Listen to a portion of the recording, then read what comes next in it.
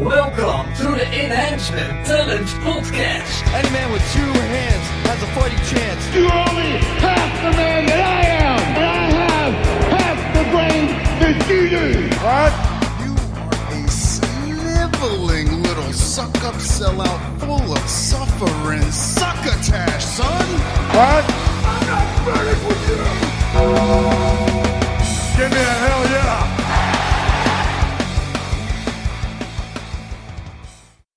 We are back and better than ever. Welcome to the Enhancement Talent Podcast, wherever you may be and however you may be listening.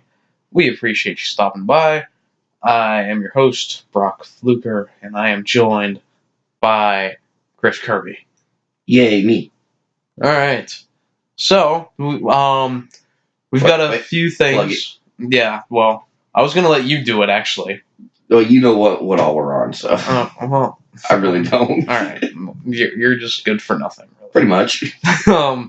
If you go on to enjoy what you listen to today, be sure to leave us a 5-star review on iTunes or whatever you want to do, or don't. It's fine,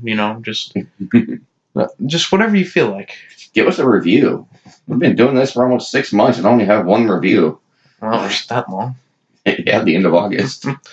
Yeah, and the 1 review is from me, so it doesn't count. Anyway, carrying on though, we've got Raw, SmackDown.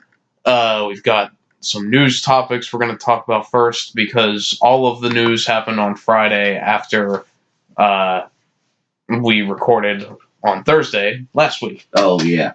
And among those things was that they announced that Roman Reigns was going to be on Raw this week, which we'll talk about there. Do we need to? Every station in the country covered it. That's true.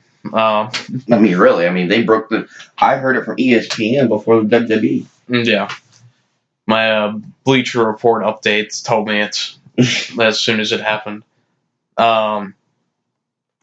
So, other than that, though, the other thing that happened on Friday was some releases, which is something we're not really accustomed to seeing as much now, because WWE normally just wants to hold on to talent as much as they possibly can. Which they're doing. Yes. Some. Yes, and they're still doing that. But a couple of these, well, 4 of them altogether, was Ty Dillinger, who publicly requested his release. On Twitter, he said that he had already requested his release. And I'm not going to miss him. Well, there is no missing him. He was already not on TV. Well, I mean, he was only on TV a handful of times anyway.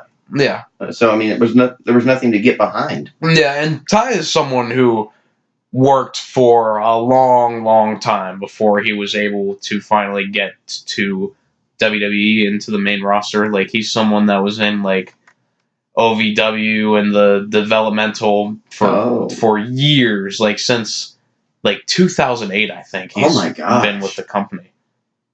All in development. Yeah. And it didn't help him any. Well, he's good. Well, he's good, but I mean, it obviously didn't do enough. It didn't help him get anywhere within that company. Yeah. I mean, it'll help him out. I can see him going to AEW. Yeah, and I see most people going there right now. Right, a lot of them. But whether he did it intentionally or not, I think that him requesting the release publicly was a very, like, shrewd business move, because it put WWE in a position of, if they don't release him, then they kind of have a bad look, because everyone else, it's reported, but Ty said it himself.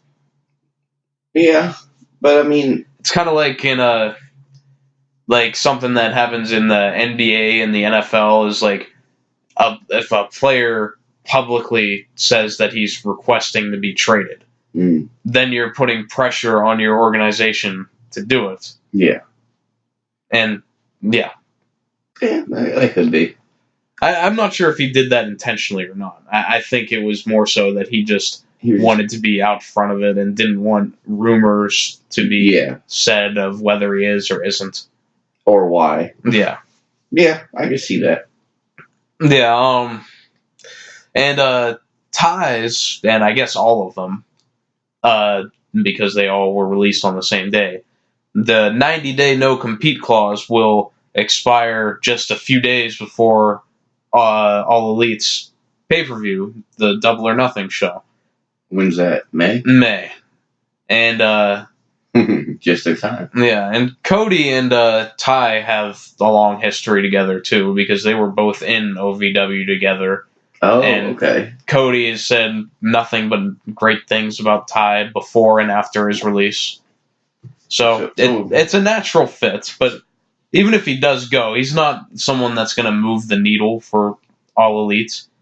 No, but it'll be a good, solid person to have. Yeah, and it's something that they, as a company, need to be careful of, is not hiring everybody that WWE releases or everybody that parts ways with the company. Yeah, because there's reasons they're getting let go. And it's not just because they don't wrestle good. I mean, they're backstage stuff. Yeah. And, that stuff will carry over no matter what company they're with. Right, and it can be different because WWE is so big that it's easy to get trapped in the lower level. Well, yeah, look at pretty much the entire roster. Yeah. So, I think it's a natural fit there for him to go to AEW, but I don't see him being a top guy there, but he can have his thing. Solid low card or mid card. Yeah. And you have to have a low and mid card. Yeah. You can't just have all. He's someone that can add depth. Yeah. I mean, not every match can be a main event. Yeah. You got to build up to it. Someone who also got released, who I imagine won't go to AEW, is Hideo Itami. He'll probably go back. Yeah, I imagine he'll just go back somewhere in Japan. Yeah. Not that I've watched him, but yeah. Yeah, he wrestled in Japan his entire career. Didn't he just go against Gargano or something? Itami? I'm Well, the last match I remember he had was the pay-per-view match that he was in the 4-way with Buddy Murphy for the Cruiserweight title. That's where I saw him. Yeah, you did watch that one. Well, kind of. Kind of. Yeah, so they'll probably go back to New Japan, or, well, not New Japan, but a promotion in Japan, like Chikara or wherever. I don't remember if that's where he wrestled at mostly, but I think it is. Yeah, I don't see him sticking around here for no reason, and not when he can. It's a real shame, too, because Hideo Itami really could have been one of the top guys in NXT at one point. But he always had untimely injuries. Oh, okay. And the one, they wrote him off by someone attacking him with a car or something, like the Stone Cold thing, that he was going to have an NXT title shot, and I think he probably would have won it. But then he got hurt, and anytime they started to get behind him, it looked like he got hurt. So, just unfortunate. So, hopefully, being back home and the universe's way of saying you're not fit for WWE. Yeah, just get out. Yeah, and I'm sure he'll have more fun doing his thing there. Oh yeah.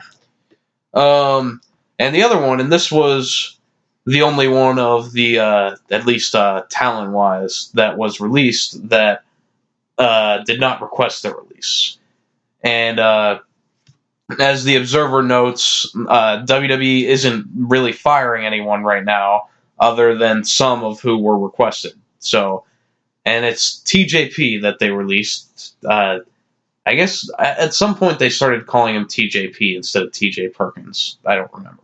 Yeah, I actually remember reading that on something. Vince did not like the He didn't like Perkins because of the restaurant. Okay.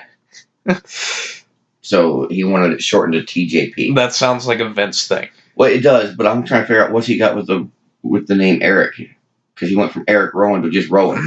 So what's wrong with Eric? Yeah, or Cien Almas, or all of the other ones. Yeah. Yeah.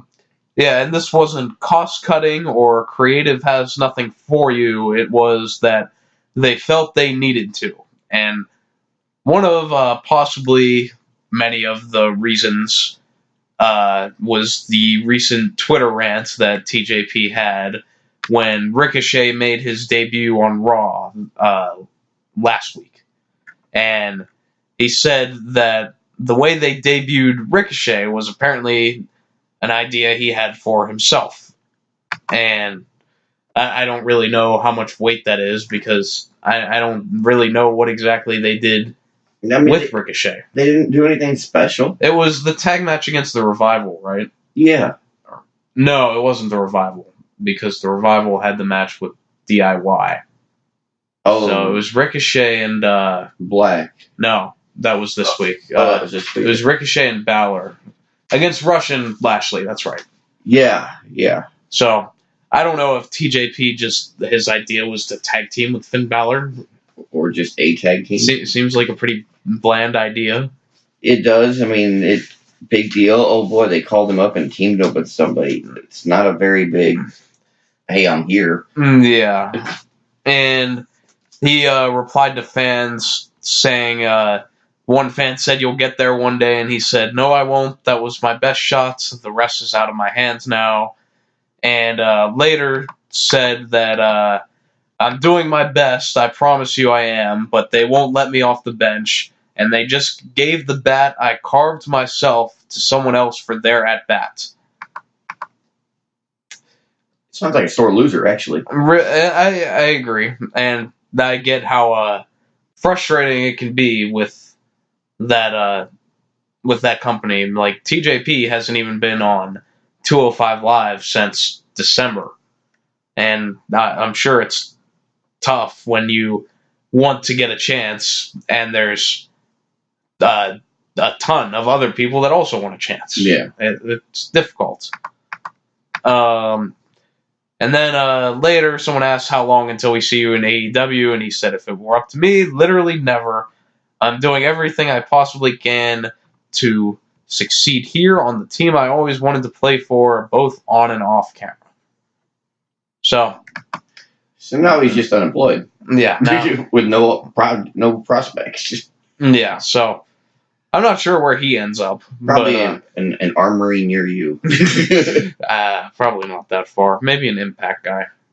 Maybe. Yeah, so TJP, of course, was the winner of the Cruiserweight Classic when they originally did that. Yeah. And he was the Cruiserweight champion for a bit.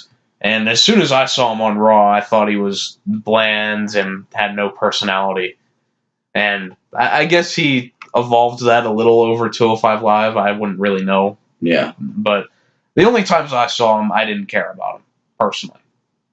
And he's a good wrestler, too. Like, I've watched some of the Cruiserweight Classic. I never watched all of it, but I watched a few matches. I mean, he's a good Cruiserweight. Yeah. But that's it. I don't think he'd be... At least in WWE, that's kind of his ceiling. Yeah, I mean, that's... As far as WWE's going to let him go, that's as far as he will go. Yeah. So, I mean, he's better off getting out. Yeah, I agree.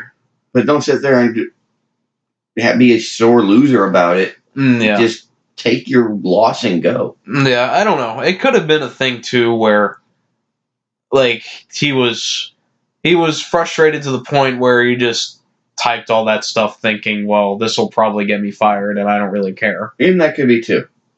Maybe he just wanted to be let go because he was tired of the bullshit. Yeah, like, you know how Jimmy Uso decided he wanted to be fired, so he got out of his car and tried to fight a cop. Oh, yeah, and Naomi, too, driving the wrong way. Yeah, and Naomi was driving the wrong way down a one-way street because she was just going, oh, man, Vince is going to hate this. He'll fire me for this. Yeah, well, you see how far that went, huh? and then on Sunday, they won the tag team titles. Yeah. I just love what the statement they released about it. Who, WWE. It's his personal life. He's in charge of it. Yeah. Yeah. And another thing to note, though, is that normally WWE does these releases and they post on their website, such and such has been released. We wish them the best of luck in all of their future endeavors. Yeah. Every one of these just said, such and such has been released. Screw your future endeavors. Yeah, they should have just said, we don't give a fuck what you do in your future endeavors. You want it out, get out. Yeah. And the fourth and most controversial, I guess, probably, was the release of Arn Anderson, who had been working as an agent for, I feel like, forever. Probably since WWC got bought out. WCW. Yeah, that's what I meant. WWC. You said WWC. Yeah, I'm still awake. I'm still asleep. Yeah, so Arn is someone who had apparently been on Vince's bad side for a while. And one of the things that had been noted is that Arn, like, one of the jobs of being an agent is, like, the main thing is you put together the matches and help the talent with everything in the ring and all that. But you're also selling them on the ideas that creative has for them so that they're able to go out there and do their best with it. Yeah. And so one of the things that had been noted about Arn is that if a wrestler would come up to him and say, like, this idea is stupid, why are we even doing this? And Arn would pretty much just be like, yeah, but that's how it is, so we got to do it anyway, so let's go. Well, but he's right. I mean, that's what Vince McMahon wants. That's what Vince McMahon's going to get. Yeah, exactly. I mean, but the main thing is that he would agree that, yeah, this is stupid. Yeah. Which probably would not rub upper people the right way. Well, the upper people would actually do their own storylines. They would understand how stupid it is. That's a true thing, too. If Triple H had to go out there and do some of the things that they book for everyone else. I want to see McMahon come out in a gobbledygooker suit.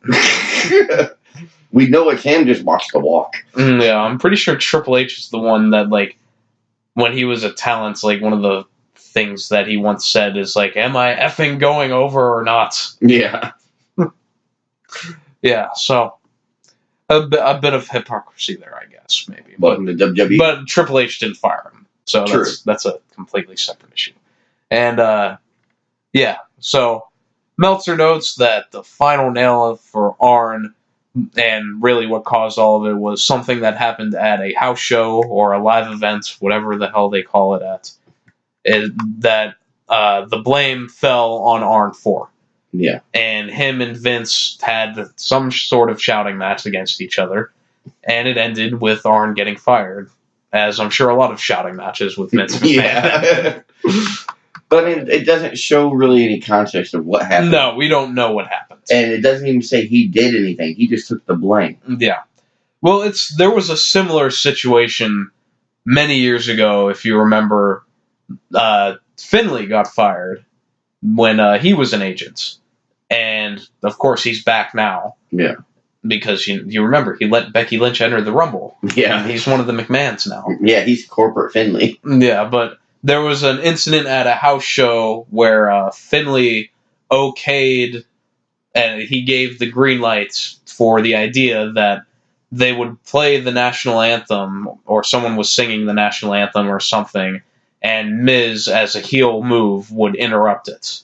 Mm. And so WWE got complaints from veterans that were there and all sorts of other things, and so they fired Finlay for it because he was the one that okayed it. But, so it could be something. I'm sure it's not exactly in that area, but it could just be something that Arn said, "Okay, sure, you can do that," and Vince didn't like it. Yeah, but with national anthem, that's a touchy subject. Yeah, it wouldn't have been the same thing. No, but it had to have been something serious. Yeah, something big. Yeah, I'm not sure. To get fired over a house show event. Yeah, something big had to happen. It could have also been that Vince wanted to fire Arn for a long time, and it could have just been something not so big, and it worked out for him. Yeah, and then Vince said, "All right, well, that's it. So I don't want you here anymore." Then that could be too. It's McMahon. Who knows? Yeah, and all we know is we will see Arn Anderson back because everybody comes back. Yeah, I mean, well, I don't know. One of the things that people are saying now, though, too, is that Arn would be a great hire for AEW to have backstage. For upper management. Yeah, absolutely. Yeah. Nothing wrong with that. Yeah, so we'll see. Better than just being an agent. Yeah. And there's also noted here that there's a split between people backstage of WWE that, like, some agree with the firing and thought whatever Arn did was wrong, and a lot of other people think that Arn shouldn't have been fired. So there are some on both sides. I can't speculate until I know what happened. Yeah, we'll see if that ever comes out. Maybe Arn will talk about it himself one day. Maybe on Chris Jericho's podcast. Yeah, something like that.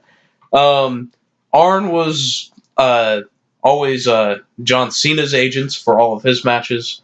He's someone that Triple H liked, or maybe did like before. I'm not sure where they stand now, but when he was a wrestler, he was someone that Triple H always liked. And Meltzer also speculated that if Cena was still a regular in the company and like the top guy right now, that this is something that wouldn't have happened. No, Cena would have put a stop to it. Yeah, well, not even that he would have put a stop to it. It just would have been like, well, Cena likes this guy, so we probably shouldn't do that. Well, I mean, yeah, but I mean... In one way or another. Yeah. And, yeah, so plenty of WWE guys were vocal about their support for Arn on Twitter, though. Many of them tweeting good memories about him and the love they have for him. The likes of Rusev, Matt Hardy, The Revival, who obviously modeled a lot of themselves after the old school acts like Arn and Tully. Yeah, and you can see it. If you ever go back and watch any old Anderson-Tully matches, you can see the Revival. There's a lot of Revival. Yeah, you can see it. Or, well, I guess there's a lot of them in the Revival. More, that's the better way to say it. But, I mean, it's almost a spitting image. Yeah. It's awesome. Yeah. That's one of the reasons I like the Revival so much. They're just a throwback. Screw that. They're bringing back the rules. Yeah. Kind of. They're trying. Yeah, we'll get into that. I'm sure. But, yeah, that was it for Black Friday. I imagine it will probably be a while until we get another Black Friday. You know, the old sort of strategy is that you want to release bad news on Friday so that, you know, you have the weekend and people forget about it. Mm-hmm. So that is... See, wouldn't you want to do that like on a Wednesday?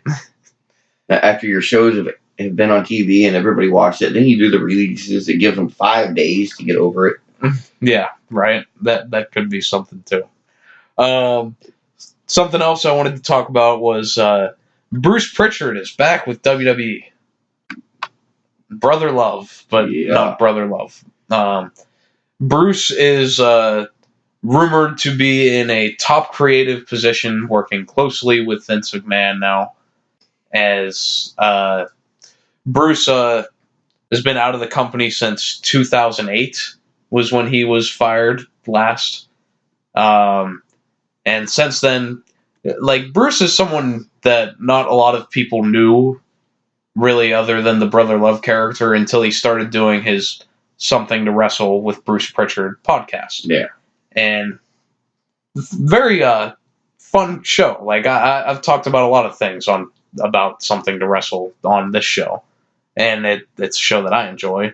And it's well put together. And Bruce is able to take his knowledge of the inner workings of things and relay it in an interesting way. And so that is when more people really knew who Bruce Pritchard was, because that podcast took off. It's like the #1 wrestling podcast that there is, really.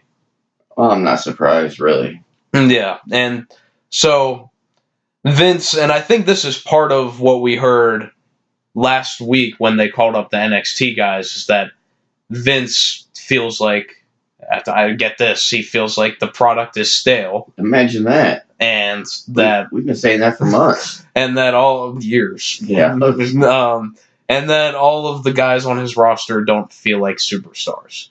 And that influx decision made him decide to debut 4 NXT guys on notice. And I would think that along those same lines, it made him rehire someone from the past, Bruce Pritchard. And that's one of the things I do. You know why? It was probably Pritchard's idea. I'm sure he was lobbying for a job. Well, I mean, it was probably his idea. Hey, you know what? I'm good at creative. Yeah, check this out. You're gonna bring up these people. Okay. Do this with them. Oh, yeah, that sounds like a good idea. Yeah, so... And we'll just have one of them just walk down the ramp and come back up. Yeah. We don't want her to get injured or break a nail. Exactly. One of the things that there is worry about, though, is just that, at least for me, is that I think, especially for Vince, as old as he is, something like a reflex decision when you don't think things are going the way you want them to is to go back to what worked before. Yeah. And, there are things to learn from what worked before, but I don't think that you can't just cut and paste what worked before and it'll work now. Why not? They do it from SmackDown to Raw. Yeah. And Raw to SmackDown, it's always copy and paste. Yeah, I know. I mean, ask Aleister Black and Ricochet. Yeah. Yeah, that's true. Do you have any thoughts on Bruce Pritchard's hire? I mean, I know you don't really know a ton about Pritchard. No, I mean, obviously I know him as Brother Love. Yeah. And I knew he was, on his podcast. Mm. I don't really listen to it. Yeah. I don't. I get all my news info from you. Yeah. But, I mean, more power to him because he has a past with WWE. And specifically working with Vince closely. Yeah, on creative. Yeah, he has a long history of that. Like, in the early days, it was Vince, Bruce, and Pat Patterson sitting in Vince's house booking TV. I mean, with his experience, and honestly, the way the company's going, anything could help. Yeah. I mean, really. And something different. He's got an inside view of the locker room. Mm-hmm. Because he's been there. So why not use that and go, okay, well, what about this? Let's try this and this. Yeah. Because he does, I mean, he is respected. He's been around. Mm-hmm. And most people know him. Well, now, I mean, I'm sure I would assume, I'm not sure I want to say everyone, but I'm going to say most people in the locker room probably listen to his podcast. Well, now, yeah, I'm sure. But, like the newer guys. I mean, the ones that don't know him. Like the older guys, probably not. Yeah. But the newer ones, yeah. But, I mean, maybe it's just time for a change. I mean, the product is stale. Has been. It's the same people every week. You have 1,000 people you're paying to wrestle, and you show 5. Yeah. I mean, come on. And I don't even feel like 1,000 is an exaggeration at this point. I know. I was exaggerating, but at the same time... It's probably not far off. It's probably like 942 or something. I mean, between all the NXTs and NXT UK and NXT Asia and South America and whatever else they got going. Yeah. Well, they're going to try for Germany next, I think. Then we'll have NXT India, because they love the India. Yeah, that'll be their second attempt to try to break into the Indian market. Yeah, so, now, what I'm curious is, and it's nothing personal against anybody, Asian people tend to be smaller in stature. Mm. Are they going to lower the ring? Stop. I'm just curious. I mean, how would they do that? I mean, does that affect anything? Does your size affect the product? What a random thing. Yeah, it is, but we're there. They're still going to be athletes. It's not just going to be some Asian guy they find on the streets. Well, I mean, I don't see any muscular Asian people, really. Well, maybe they won't go to Asia. I'm just saying in general, you don't see many muscular Asian people. You really don't. I don't know how you got here.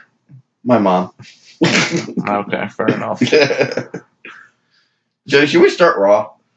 No, there's one. There's one more thing. Oh my God, man! Been here like an hour already. Yeah, this is the last thing that I wanted to talk about before Raw. Oh, okay. Is that I think we talked about Undertaker being on the Starcast show. Yeah, I think we did. But and Starcast is the event that's hosted by Conrad Thompson, and it's not an AEW product, but it's linked with AEW, and so Starcast trademarked the name Dead Man Talking. Yes. Which is assumed to be a future podcast for The Undertaker. Yeah. All right, I'll go right with you. How do you feel about an Undertaker podcast? You do not listen to anything. If Undertaker starts doing a podcast, are you going to listen to it? I'd give up our show for that.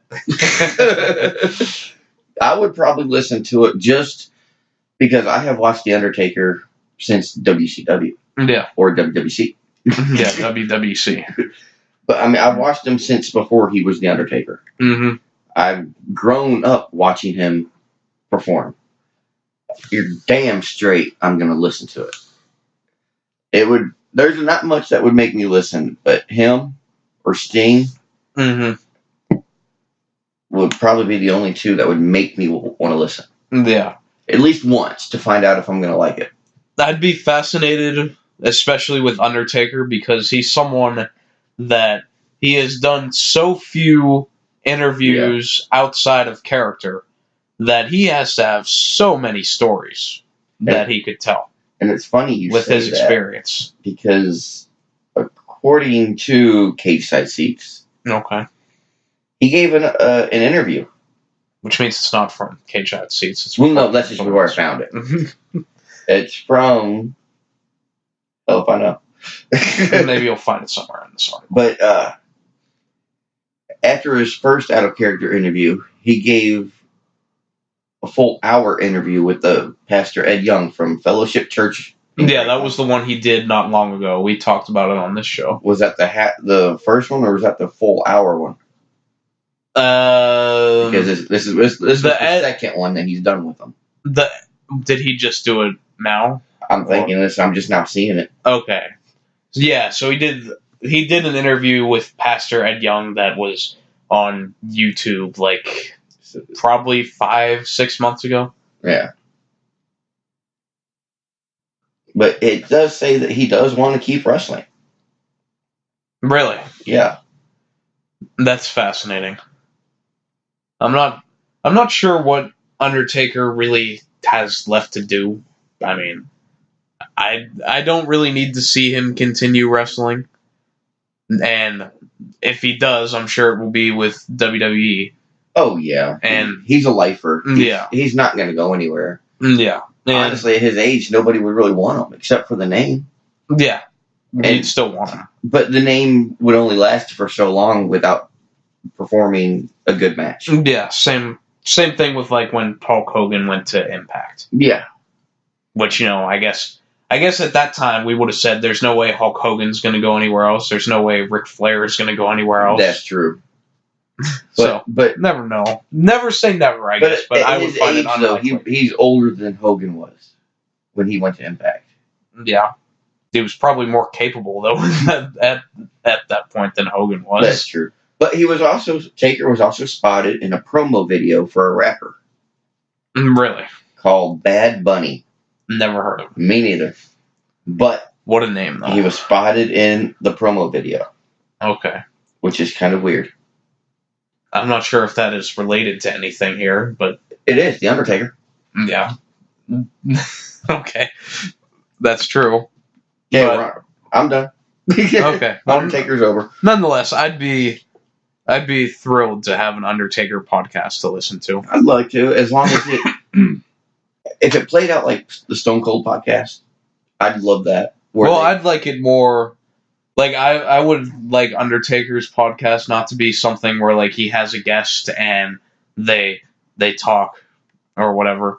I would like it more to be, like, Pritchard's show, which I guess it probably will be since StarCast is the one that trademarked it, and that's Conrad Thompson. So I would assume it's probably going to be more like they have a certain event or a time period or a person that they're going to talk about. Okay. I mean, I'm okay Conrad with will that ask too. Undertaker questions, and that'll sort of carry the show. I mean, I'm okay with that. I really enjoyed the Stone Cold podcast on the network. Yeah. I really enjoyed watching that, and I'd like to see more of that or similar. Yeah. But, I mean, I'm okay with this too. Yeah. I'm assuming it's not going to be... Well, I guess it would have to not be a network project because it's something that Conrad Thompson is in the helm of. Unless WWE ends up buying it. Yeah, which is always possible. Yeah, I'm surprised Or they could do anything major yet. Yeah, or they could do a different network show or whatever. They're just gonna buy the internet. Yeah. So now we can get into Raw, I guess. What's Raw? Isn't that coming up? Oh wait, sorry, I thought it's been a week. All right, so we started right away with a video package for Roman Reigns' original announcement he made when he said that he had leukemia, or that his leukemia had returned. Yeah. And so that followed with Roman Reigns' entrance. And as it was promoted on Friday, that he would be here to give an update on his battle with leukemia. Now, when you heard he was giving an update, what was your first thought? Well, my first thought was that they're not going to have him back unless he's giving good news. Yeah. So, But did you expect the news to be this? my first thought was that I think that he'll say that he'll be in remission. Really? Yeah. Because I couldn't imagine that he'd go out there and say anything else, really. Well, I mean, you could easily go, well, everything's looking good. I should be back soon. Yeah. I mean, you could play it that way, which, honestly, I think I would have rather see. Play it off. Drag it out a little bit. So then his return is more of a surprise. Yeah. You keep that moment to you. And and what better moment than WrestleMania? Yeah. Especially when you're a month away. Yeah. They could have done that. I mean, really, what better way? Yeah. Yeah, they could have. I mean, unless they're gonna stop pushing him down our throat as the top guy, which I doubt. Yeah, well, we'll see. It's touchy what they can do there, because there's so much going on Raw. Because now they might feel like, oh well, the people like him now, so Yeah, exactly. And I noticed that too with everybody cheering. Which, I mean, of course, you're going to cheer somebody coming back from what he went through. Yes. But even during the fight later, he was being cheered. Yeah. Are the fans just nothing but hypocrites and stupid people? Well, it's a separation of... Or they're booing the kayfabe, but they're applauding the real Joe? Yes. Gotcha. Because, I mean, there's exceptions to the rules, but most people that booed Roman in the first place were people that just didn't like the way that he was booked. It wasn't anything against him. Yeah. And, I mean, I guess I was the same way. Yeah. Because he was being shoved down our throat, and I just got tired of it. Yeah. Every match he was going to be in, we knew what was going to happen. We knew every pay-per-view he was going to headline it for the title and lose. Yeah. So, yeah. Yeah. I mean, it was the John Cena thing all over, pretty much. Yeah. But I do want to mention that one of the things that Meltzer took umbrage, like, ever since the announcement was made, was that it was a clear attempt to ploy Roman's sickness for a ratings pop. Oh, absolutely. That's exactly what it was. Yeah. And even beyond that, after they announced that, ticket sales, it went through the roof after that. They probably sold out after that. All the house shows coming up and everything else that might still be available. Right. Absolutely. I can believe it. And I mean, it sucks that they would use it like that, but I know they did. Yeah, and there's people on both sides of that, because it might be like Hurricane Helms went back and forth with Meltzer on Twitter over whether this was right or wrong, and Helms' whole point was pretty much like, what if this is the way Roman wanted to do it? And if it was his choice, then more power to him. I think it should be the star's choice. Yeah, but the other point is, like, they didn't have to announce it beforehand, I guess. Yeah, and what is this with everything being announced by other companies before WWE even announces it? What do you mean by other companies? Well, knowing that Roman Reigns was in remission. I heard it from ESPN before I saw it from WWE. Right. Well, it originally came from WWE, though. But why is all the other places reporting it? Because it was big enough news that everywhere was... Like, But if it's big enough, it was announced. Like, it was first announced on WWE's own Twitter page. Like that. Well, guess what? Not everybody in the world has Twitter. Well, I'm sure they put it everywhere else. I didn't see it. Straight up, I did not see it, and I follow them on Facebook. And they did not put anything on there until hours later, after I already saw it from ESPN. So I'm just curious. Well, that's how news works. You pick up a... It's fake news.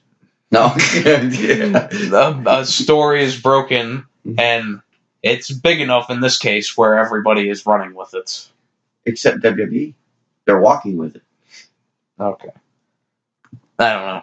I think that's a weak complaint. Well, it just doesn't make sense why I'm hearing it from everybody else but the company itself. Something just sounds just weird. Okay. I mean, if you're going to use Twitter for only Twitter to announce stuff, you're losing probably 2/3 of the people that watch wrestling. Not everybody has Twitter. Not everybody cares about Twitter. I'm not the president. I don't have to have it. Well, they still put it elsewhere. Not this one. They didn't. I'm sure they put it right on their website too, and wherever else they put it on people. Facebook. Everybody uses Facebook. Well, they used to. Except the people that... Except for the people on Twitter. Yeah, except the people that were on Facebook and are not anymore. Yeah, true. All right, let's move on. Yeah. Roman eventually gets to his update, and the fans naturally start chanting WrestleMania. Oh, of course. And Roman says, well, we'll get to that later. And then he announces that he is in remission, which was great news to hear. It really is. I mean, whether you like him or not as a star, as a wrestler on TV, yeah, this is a real life issue. Mm-hmm. I mean, he's on TV to make you laugh or cheer or boo. Yeah. But, I mean, in real life, he's just like you and me. Right. Only richer. Well, at one point, he was like you and me, though. No, his family's always had money. Well, I guess his family has, yeah. They've been involved with WWE since it was just WW. Yeah, so, really good stuff. This was a well done segment altogether. Yeah. And I did like his speech, too. Yeah. I actually listened to it. Yeah, right. I don't remember much, but I did listen to it. I didn't write a lot down either, but it was good. It was. I mean, it wasn't much noteworthy. It was just nice it was just a nice speech. Yeah. And Rollins ended up coming out, and they tugged at the ramp. I'm surprised he waited so long. Yeah, and Roman took a lot of time, too, to high five and take pictures with everyone. Well, you got to look. He walked all the way down to one side of the ramp, up the other side, all the way around the ring. I mean, he took his time. Yeah. And... more power to him. Mm-hmm. It's not like he just had an injury and he was gone for a bit. Yeah. This was a life-threatening issue that could have taken him out permanently. Yep. So more power to him. Yeah. But when Rollins came out, I was really hoping he was going to run down the ramp and jump on him. I really was. I just figured that'd be something they'd do. They seem like that type of group. Mm. Right. You mean like a playful sort of... Yeah, playful. I see. Yeah. I thought you meant... catch me. That kind of stuff. I thought you meant like jump him, like... Oh, no. Like turn heel. No. We're not going to pull an Ambrose. Yeah, we'll get to him later, too. Oh, my God, yes, we will. I venture to say that this segment probably overran on time. Yeah, I think so, the way the rest of the show played out. Yeah, especially, like, immediately the next match sort of felt like it was... Well, that's one of them, but even the one after that. Yeah. So... But, I mean, I couldn't really imagine telling Roman, like, this is how much time you have. Make sure you are you really going to want to jip the audience out of that moment? Yeah. Yeah, you don't want to shortchange it. So, it was all authentic. It was. It was nice. Yeah. It was a nice segment. For once. Yeah. A good way to actually start the show. Yeah. And, of course, this leads to all the people that, like, from the beginning were saying that this was a work. Like, now all of them are like, see, I told you. Yeah, because it's only been 4 months. Yeah. How are you going to be in remission after 4 months? It is possible. Yeah. We've talked about it all just before we went on the air. Yeah. I think it's called Leukemia Cares. Yeah. Twitter had like a whole thread of tweets where they basically Found that on Facebook. You found the tweets on Facebook. Yeah. I know. They basically broke down like all the questions that people have, like how come he hasn't lost his hair? Why does he still look like he's in good shape and he has muscles? Yeah. He's filming movies with The Rock. It's just the type of cancer that he has. Yeah. It is possible to not lose weight, not lose your hair, and be active, and be in remission in 4 months. Yeah. It is possible. Yeah. Because I thought the same thing at first. Mm-hmm. Because I've dealt with this and I'm dealing with this with people I know. Mm-hmm. So it threw me for a loop. Right. But after reading the Leukemia Cares segment or piece that I saw, I mean, it cleared it up a lot. Right. Yeah, and that's what people should do in situations like that is research and not jump to your first. Because I thought the same thing. Bull, he's faking it. Yeah. It's just for ratings. He probably had an injury and didn't want to say he was hurt. Or he went to Hollywood with Cousin Rock and did a movie, and now he's back. Just do some research. Yeah. Yeah. I won't spend any more time on the work side of it. I don't see how anyone at this point could really think that WWE would even attempt to do something like that. Well, I mean, I wouldn't put it past McMahon. He's done a lot of crazy shit. Back in like the 80s, maybe he would do this, but today I cannot see it. Yeah, but I mean, just the way that we've gone from the Attitude Era to the PG era to whatever the hell era this is. It's the new era. Of what? Well, I don't know. The McMahon's told us like 5 times it's the new era. If I'm in charge, how come I still got a triple threat match at Mania? I mean, I've been being told it's the new era since Shane McMahon came back in 2016. I was going to say, that's like 3 eras ago. Yeah, like they've had like 15 different new eras. Yeah, in the past 2 years. Yeah. Yeah, you had that, and then you had the brand splits where Vince told Shane and Stephanie that fight it out. Yeah, I want you guys to slit each other's throats. And it really wasn't all that. I mean, the competition between the two was just apples and oranges. Yeah, and Raw being apples because they taste better. But that's what happens when you get all the big names on one show. Well, in 2016, I thought SmackDown was so much better. Though. Yeah, I mean, it was. Like, I think it was like the 2017 period-ish where, like, during the Gender Championship reign was really when SmackDown took a hit. Yeah, I could see that. Yeah, but I could definitely see that. Like, I remember when they did the first pay-per-view for SmackDown, they did Backlash, and it was just a 2.5-hour show. They had some matches, and then it was it. I was like, wow, this is awesome. I love this. And then shortly thereafter, 4-hour show, 4-hour show, 4-hour show. Yeah. And then they just did away with the brand separate pay-per-views altogether. Which is fine with me.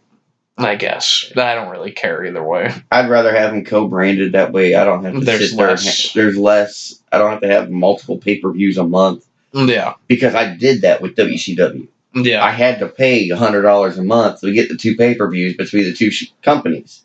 I was curious. I was wondering before, like, if you were the one that paid for all the pay-per-views. I didn't. My dad did. Oh, okay. But we pay $50 for every WWE pay-per-view every month. We pay $50 for every WCW pay-per-view. Oh, I see. So $100 a month for 2 pay-per-views every month. Mm-hmm. Yeah. Thank God for the network. Yeah. Thank God for the network. I mean, I could get a whole year's worth of pay-per-views for what? $120. $120, and I get every show ever. Yeah. Instead of one show for $50. Yeah. Yep. All right, let's get to the show. Yeah, we had Revival versus Aleister Black and Ricochet. Ricochet. Who I guess are a tag team now? For now. I think it's just for the few weeks to introduce them to people. Well, yeah, but on SmackDown they had them tagged together too, and like on commentary they were saying like they're a threat to the tag division now. That's true. And you know I noticed Gargano and Ciampa were missing this week. Yeah, from both shows. Yeah. I just now thought about that. Well, I was going to talk about it on SmackDown, but all week they advertised Gargano versus Cesaro. And that obviously changed. You think? Yeah. But that's okay. It changed for a good reason. I guess. We'll talk get about there. that later. If but, we get there. yeah. Eventually, maybe. I just accidentally scrolled all the way up in my notes. But Revival against Ricochet and Aleister Black. The Revival attack during the entrance of the two. But I think Ricochet and Black fend them off and they go to commercial. And when the match starts, Black hits well, it wasn't right when the match starts, but later on in the match, Black hits a Black Mass out of nowhere on Scott Dawson for the win. Quick match. Dawson? Yeah, it was on Scott Dawson. Oh, I got it on Wilder. No, it was on Dawson, the bald one.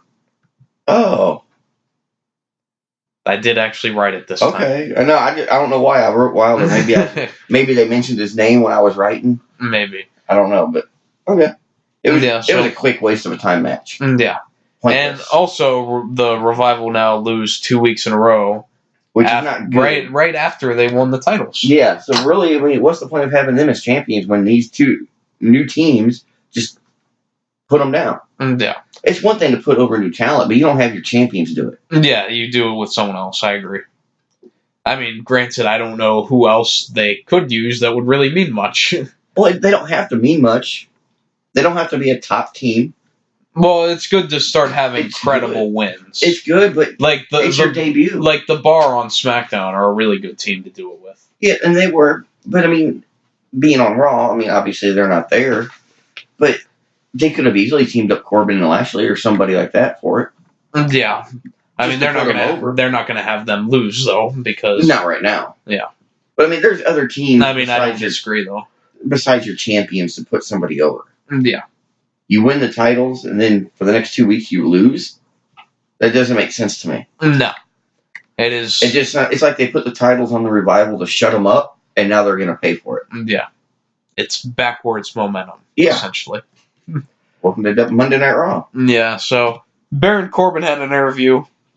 This was actually kind of funny because he essentially said that Corbin's job as general manager and the stress he had to deal with that was worse than Roman's leukemia. Yeah, I actually saw that. Which I found funny as a heel thing to say. Yeah. Oh, yeah. And he says, for Roman's sake, he better hope their paths don't cross. Yeah. We had Elias, who got interrupted by Lacey Evans. Lacey Evans walked to the ring. She walked down from the ramp, and then she walked right back up the ramp, as she's done since Elimination Chamber. They're doing the same thing in a way that they did with EC3. And look what happened to him. Yeah, now he's gone. You don't even see him. They all have their own thing. Like, Lacey Evans walks into a room and leaves, and then EC3 just walks into a room and doesn't say anything. Yeah. And look where he's at. Oh, I don't know where. You know where he actually was, though. You're gonna get a kick out of this. What? He lost to Apollo in main event. Are you serious? Not even a joke. They delegated him to main event? And had him lose. And lose to... Apollo.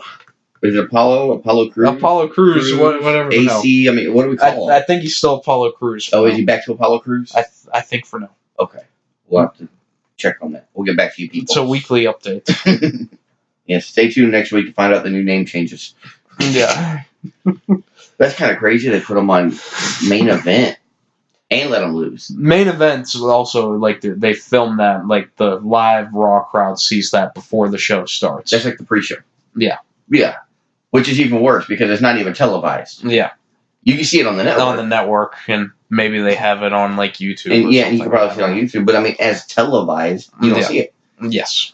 But that would also let people know why people are cheering when cameras instantly come on. Because they're already in the action. They're in the spirit of it. Yeah.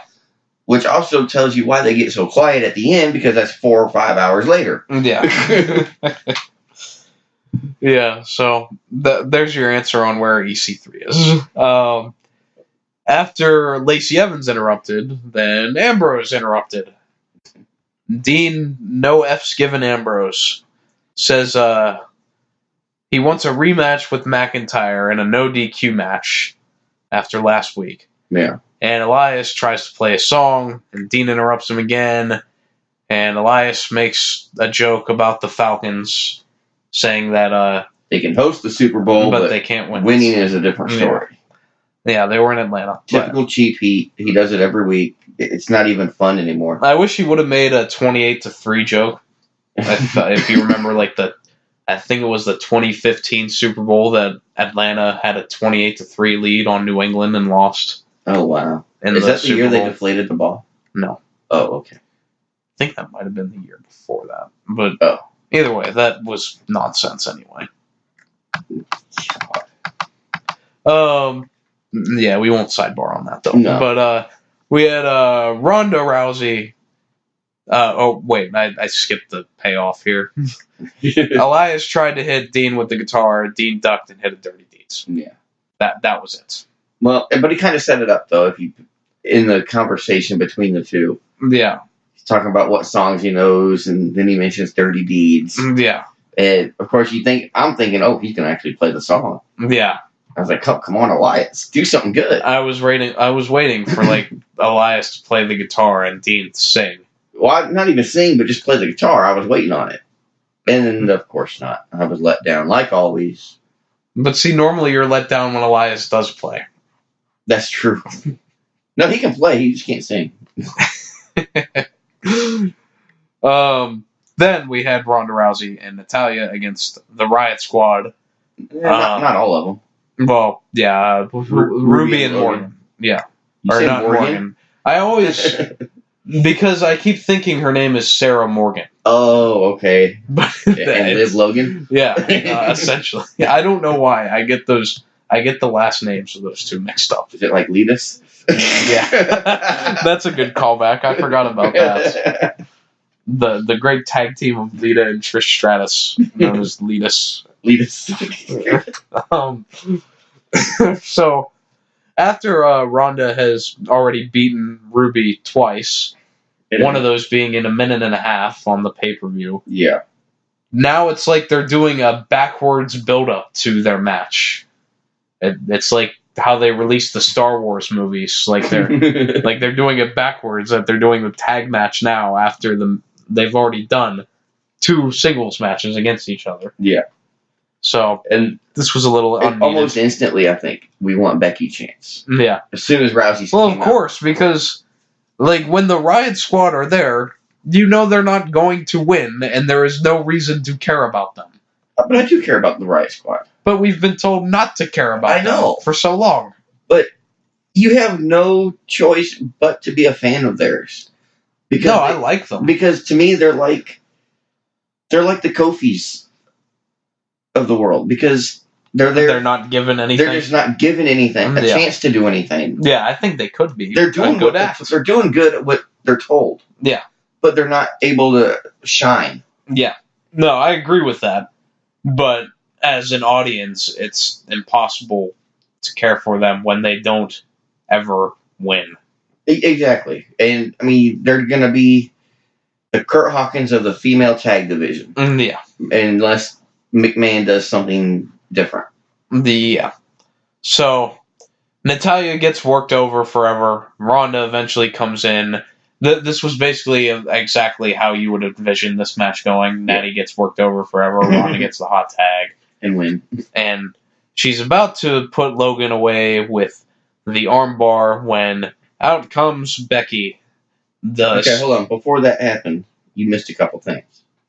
What could I have possibly missed in this barn burner match? Yeah, I know. But if you think when Liv, who's on the outside of the ring, tripped Natty. Yes. If you watch, Natty actually stuck her foot under the ring for Liz to grab. Okay. Just one of those side things I see. And then after the tag, when Logan got tagged out and she got out of the ring and she's on the apron, somebody please tell her not to pick her butt. picking her tights out of her butt. On camera. Her butt is to the hard camera. I did not notice that. I can't say that I noticed that. It's just one of those things like, you're on camera, right in front of the camera, and you're going to sit there and pick your ass. It's just like, maybe the cameras are zoomed in right now. And it's like, well, maybe they'll go to a different camera. No, they didn't. They stayed on you, and they were watching you dig for gold. I mean, no, it was just her tights. Yeah. But it's just, on camera, it doesn't look good. You know? It's one of those things that she should have done while she was on the ground. I'm so sorry that I missed this. Well, I'm sure you could go back and find it. It'll probably be a meme in a week or so. Maybe. If it was that noticeable. Well, I mean, I noticed it, but that don't take much. Yeah, so, anyway, I guess we'll get to the important parts. And you didn't even mention the Cloverleaf by Logan. That was a kind of cool move. Who cares? I do. She's going to lose anyway. So what? You're supposed to be doing a review. Not this is what I'm going to let you know what happened. Yeah. It was just a cool move. It was modified. Okay. I liked it. That's fine. Something different. Okay. Shut up. I'm glad you liked it. Just move on. Go to your damn Becky Lynch. Yeah, Becky. That's all you're worried about. Exactly. Becky comes out. I think she only had one crutch this time. Well, yeah, the other one's a little bent. Yeah, exactly. She punches Natalya in the face, which gets the DQ. So I guess technically the Riot Squad did, quote unquote, win. See, they won. Oh my God. Or did they just rule it a no contest? Well, if Becky is punching Natalya in the face, I would think that. But that's the thing. When Becky showed up, or no, it would. Where'd the Riot Squad go? I guess it would disqualify the Riot Squad, though, technically. Yeah, because she punched Natalya. She'd have to punch the Riot Squad first. Yeah, I misspoke her. And what happened to the Riot Squad? As soon as the camera panned to Becky, they disappeared. Yeah, they're under the ring, man. They pulled a hornswoggle. Yeah, they were out of there. I didn't even see them go up the ramp or nothing. I'm like, screw it, we're out. All right, match is over. Yeah, wait, we might have lost, but let's get out of here. Yeah. And she goes after Ronda, but they're separated by security and agents. Yeah. The Finleys, the Jamie Nobles. The blah, blah, blah. Same typical pull-apart fight happens every week. Well, it was the same until eventually the police come out. Like we haven't seen that before. Well, that's not every week. Well, I guess we haven't seen that for a while. Not a good... The last arrest, I can't even remember. Yeah, it's been a while. I'm sure they did one fairly recently. I feel like there was... See, back in my day, they used to do it like every other week. Yeah. You know what I mean, they just they just have cops. Yeah, come on, let's go. It's your turn. Yeah, Stone Cold's arrest record is a mile long.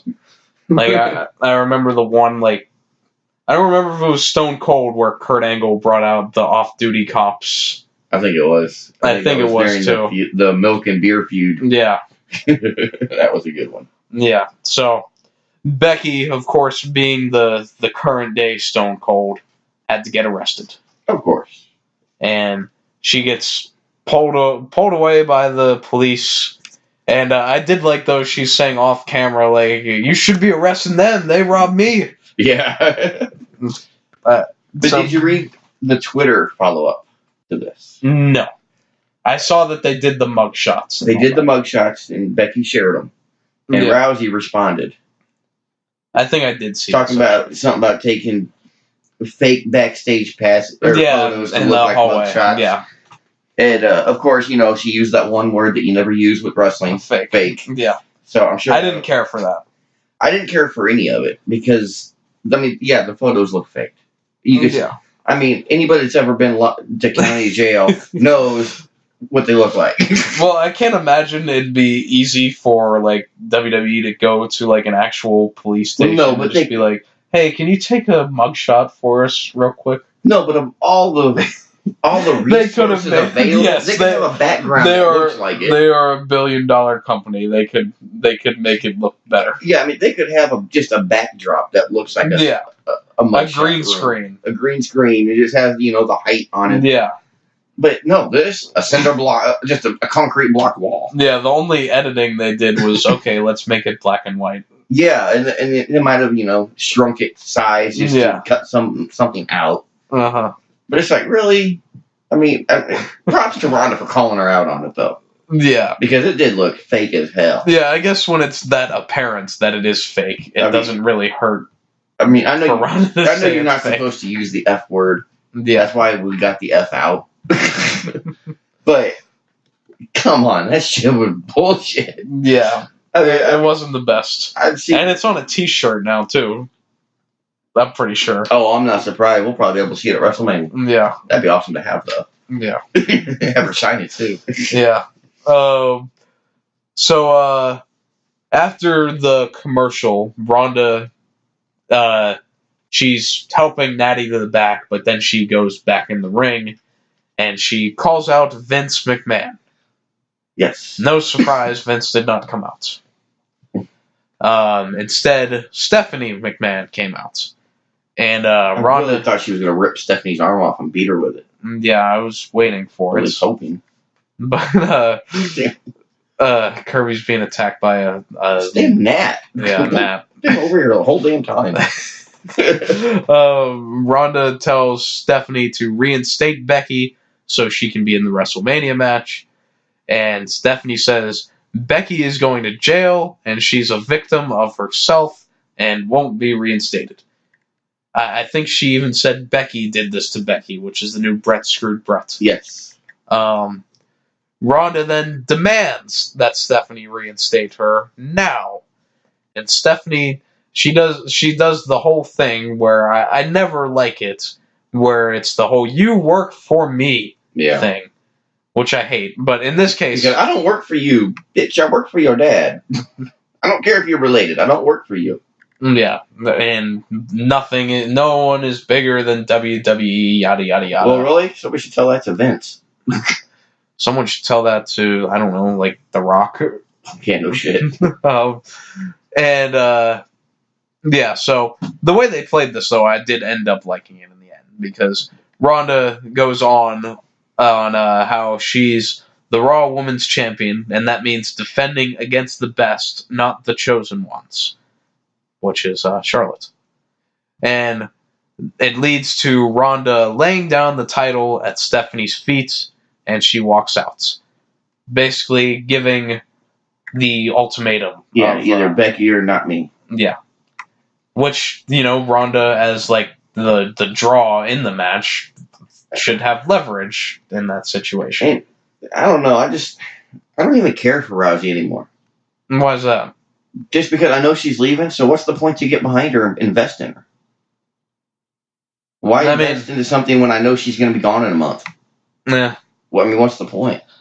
I guess I guess I can understand that a bit. She's held the title ever since she got here. Yeah. And she's going to hold on to it until she leaves. And then that's going to be it. She'll serve her year, and she'll move on. How can you get behind something like that now? Knowing that it's out there that she's leaving. Yeah. I guess it would be better if we didn't know, but... Well, yeah, if you don't know, then you can get behind them and there's more mystery. Yeah, that does... Yeah, I totally agree. That now it's like... It would be better. Well, okay, I've got Rousey, who was supposed to go against Becky. Rousey's leaving, so we know Becky's going to win. Oh, Becky's out. Charlotte's in, so Charlotte's going to win. Well, now we got Charlotte versus Becky versus Rousey, so we know Flair or Lynch is going to win. Yeah. I don't know. It's just hard to get invested in it. Well, I thought from the beginning that this is where Ronda would lose anyway. Well, I think we called it. It was going to happen at WrestleMania. Yeah. We didn't know she was going to quit, though. Yeah, but... I can still get into it in the sense of I'm into Ronda and Becky both as characters and the work that they've done. Okay. And I don't know, maybe I'm able to separate it from, like, that. I know that she will leave. So, I don't know. I see where you're coming from, though. Maybe it's just I'm too old to get invested in something that won't be around very long. Yeah, I know that it'll be over, so it's more like, well, I'll enjoy it while it's here. Yeah, and I'd like to, if I could ever get a one-on-one match to enjoy. Yeah. But, yeah, I don't get that. Yeah, we've talked about it ad nauseum that Yeah. it would be better as a one-on-one match. And even what I've read online at different places, people, I mean, the vote is in there that the majority of people want a one-on-one match. Yeah. But since McMahon thinks he knows everything and what's best for business, Yeah. it might be best for business, but it's not best for your customer base. Right. And, yeah, I don't know. Like, the thing with it is that, like, the original plan before Becky took off was going to be just Charlotte versus Rousey. No. Which, you know, this is better than that. Yeah. So, at least there's that. But I don't know how you hear the reaction that, like, Ronda and Becky were getting after, like, when Becky initially won the Royal Rumble and they did the segments together, and, like, there was a natural buzz around it. And I don't know how you hear that and then just say, well, you know what this needs, pal? Let's somebody else. Let's add Charlotte in there. Because, honestly, I think Ric Flair slipped Vince McMahon some money, or Vince owed him a favor. So, hey, you know what? WrestleMania's coming up. Charlotte's got to be in the main event. No, I think the ultimate decision is just that they like Charlotte a lot. Well, and that's a good and I think it was just that because they know that they're going to make I think that they're going to make this the first women's match to close WrestleMania. As of now, yes, but it is reported it could change. It could change. But nonetheless, it'll be the biggest women's match that has happened at WrestleMania, Yes. I think. Yes. And so Vince naturally wants Charlotte to take part of that match. But, I mean... I hope at the least they make it an elimination match. That would be interesting. So you can get Charlotte out and then you have the one-on-one match. So then you can kind of get both sides of the coin. And WWE gets what they want, and then we still get what we want. They get the triple threat, so Flair can be in the match, but we still end up with the one-on-one after Flair's eliminated. Yeah, I would prefer that. I've never thought about that. That is awesome. That's what I'm here for. It's about time you're useful. It's similar to something like when they did the Rock Cena 2 match. Yeah. At 29, I think that would have been. Like that was during the 434-day reign of CM Punk. Yeah. And CM Punk lobbied to death that he wanted to be in that match and make it a triple threat match. And he thought that the story and the year that he's had, that he should have been in it. And one of the things he even said was, just make it an elimination triple threat match. You can eliminate me in 5 minutes, and then you can get what you want while I still get what I want. And it worked as good now as it would have back then. Yeah. So that would be really cool. Of course, nobody's ever going to hear our show to know this, but if somebody ever did, they could get a hold of WWE and let them know, hey, here's an idea. Somebody get a hold of Bruce Pritchard. Yeah. I'll send an email out to... Get on Twitter and tag him in Twitter and well, what you got to do. Bruce calls everyone that buys one of his shirts, so maybe I'll buy a shirt and then he'll call me and I'll get some rush delivery on that thing too. Because that'd be worth buying just to have the chance to go, hey, I got an idea. Mm-hmm. Just listen. Just hear me out. Just hear me out. You can tell me no later, but hear me out. It's a good idea. Yeah. That would be cool. Yeah. I thought about that like last week, but I forgot to say it last week. Yeah, you did. After this middle... do we have to? This middle part of the show until the end It's really horrible. dragged. Yeah. Mostly, like, I guess I'll talk about the actual segment with Ronda and Stephanie first, is that I did like how they did it there. I liked Ronda's character and how they, like I said, I normally don't like the "you work for me" shtick, but they turned it in a way that I ended up not hating it. And Ronda's performance was pretty good. Yeah, until she was on the mic. Well, I thought she was good in spots on the mic. Like, in spots. It's so hard to listen to her. That's part of her thing. Is that like she'll like when she gets in her zone where she's just an angry badass. Then she gets too emotional when she's holding a microphone. You can hear it in her voice. Yeah. And it's just like, calm the fuck down. You know, she's performed in front of thousands of people before. Why is coming out here and talking to somebody else in front of 10,000 people a problem? Yeah. You're not talking to them. You're just eavesdropping. Yeah. Like the beginning part of her promo wasn't really good. But once she got to the meat of it, I thought it was good. So, I'll let you have it. I'm not even going to argue. You can disagree with me. It's fine. Oh, I mean, I already have. Oh, You know, I mean, we do every week. We do all the time. Yeah. I mean, we don't need to do it every week. Let's have a week off on that. We'll probably agree with what was next, which was Jinder Mahal is still alive. Who cares? Who cares if he's alive? Well, who cares that he's here? Okay, yeah. And the way they set this up was I don't so even know how they set it up. utterly ridiculous. Well, I'll tell you how they set it up. Jinder says that he wasn't invited to Ric Flair's birthday party. And so I guess in like, it's like when you were 10 and someone said, and you get in an argument with someone and they're just like, well, you're not invited to my birthday party. And there's going to be ice cream cake. Oh, not ice cream cake. And so Jinder is salty, as the kids say, about not being invited to Ric Flair's birthday party. And so he challenges anyone in the back that is invited to Ric Flair's birthday party to a match. Would it be funny if like Ric Flair came out? That would be yeah, that would have been good. But instead, Kurt Angle came out. I'm sorry, but I like Kurt Angle. But he just needs to put up his boots. You know, did you get him? I don't know. I don't think so. That's unfortunate. I mean, I liked him as a manager. As a GM. I didn't. Really? I thought did. he sucked. Well, I mean...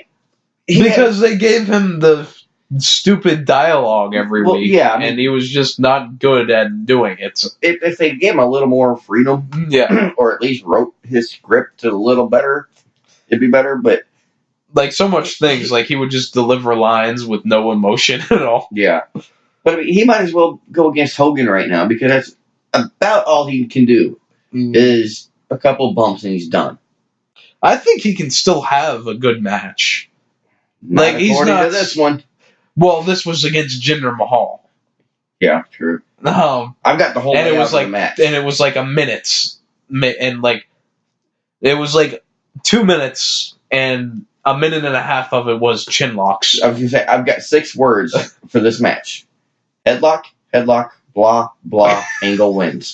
That's exactly what happened to. I mean, that's the match. And the weird thing is, and I'll run it down. I guess you just did. The only thing I'll add is that Angle tapped Jinder out with the angle lock.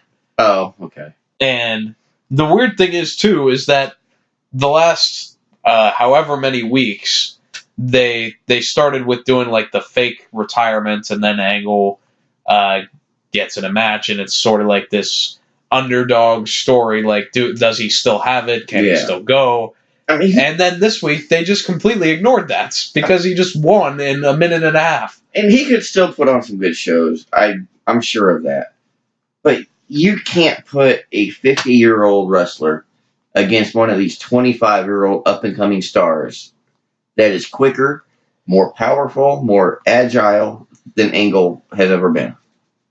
It's just not a good matchup. Okay. And now, I mean, I don't care about Jinder Mahal, but he can put on good matches. Angle can, you're saying? No, Mahal. Mahal can. Yeah, he can put on some good matches. He has. Well, a few here and there. But you have to look at his opponents. Right, he has someone that is There's bumping around for him. There's a select few that make him look good. Yeah, like the AJ Styles. Yes. Or Seth Rollins probably could. I don't know if they've had well, matches. it wasn't Orton in the Punjabi prison match. Yeah, which was fun, I guess. I mean, the match was fun, but I mean, it's stuff like that Jinder Mahal needs to do. This little crap with a 50-year-old wrestler does nothing but hurt him, even if he won. Yeah. Because, you beat a geriatric. Congratulations. Now I'm going to call the cops for elder abuse. I'm not sure what exactly how it can hurt Jinder, though. He can't go much lower. Seen Kurt Hawkins? Not much. I guess you can always go lower. You seen Ty Dillinger? He's out the door. You can go lower. Okay. I don't know. I'm tired of seeing the people like Angle, who's accomplished and older, try and wrestle a younger star when they can't even compare. And then they're going to put these older people over like they're the best in the world. Yeah. I don't care if you have a broken freaking neck when you run a gold medal. Why don't you go break your neck now and maybe you can wrestle better? No, I'm just kidding on that part. Yeah, so, I mean, it's like Jinder losing doesn't really matter because Jinder's not doing anything anyway. They don't really have an incentive to protect him. But I get what you mean. I'm sorry, if I'm going to lose to an older wrestler, then it better be somebody better than Angle. I mean, I'd better get a leg drop from Hogan. I'd better get a tombstone from the Taker. Or a splash in the corner from Sting. Angle's like among that legendary tier. He is. I'm not saying he's not.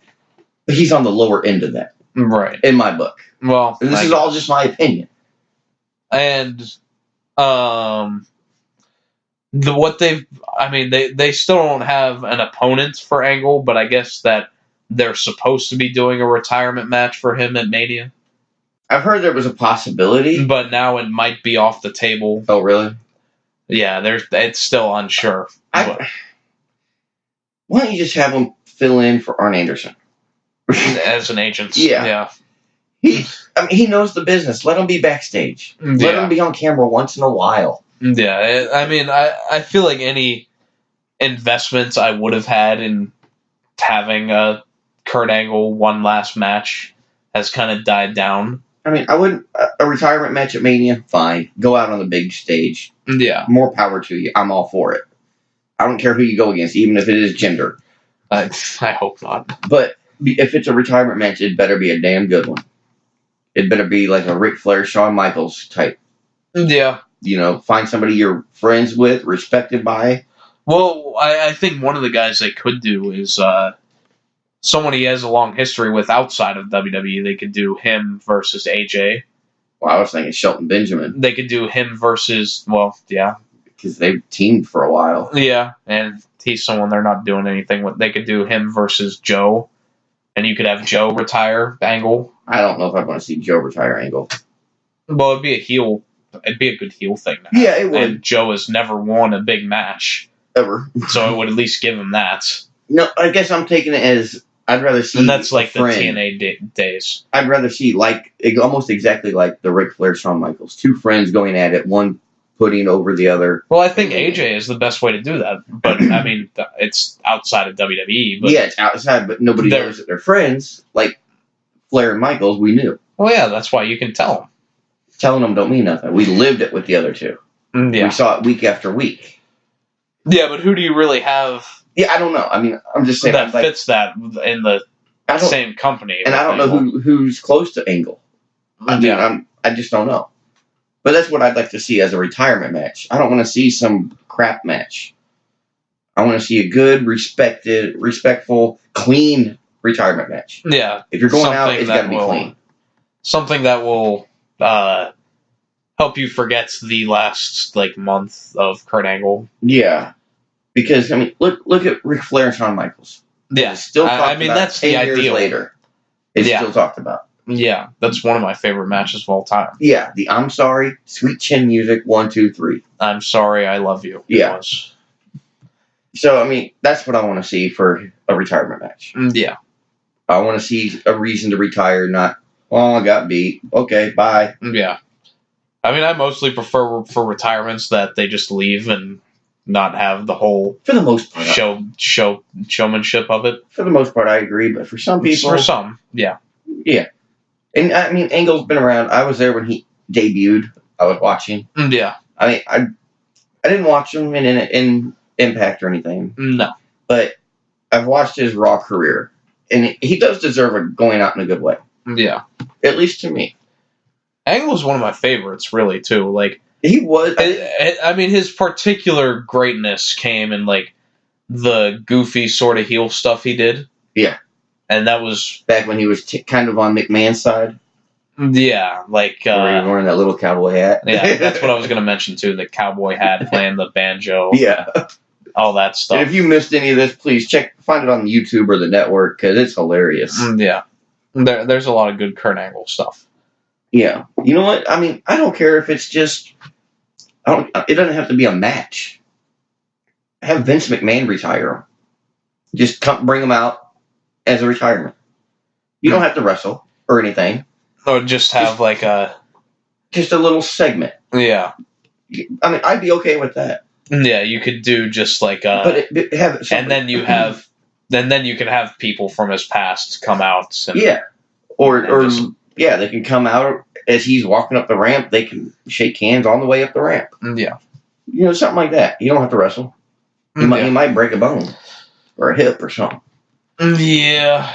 Something different, but we are way off topic. I guess. It's not completely off topic. Well, no, not really. We are talking about Angle.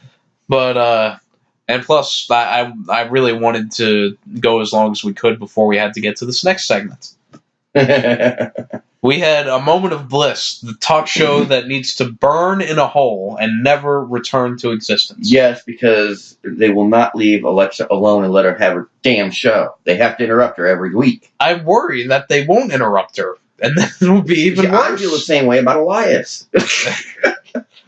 Because the entirety of this moment of bliss with Finn Balor as our guest. Well, this one sucked, but yeah. This one sucked is an understatement.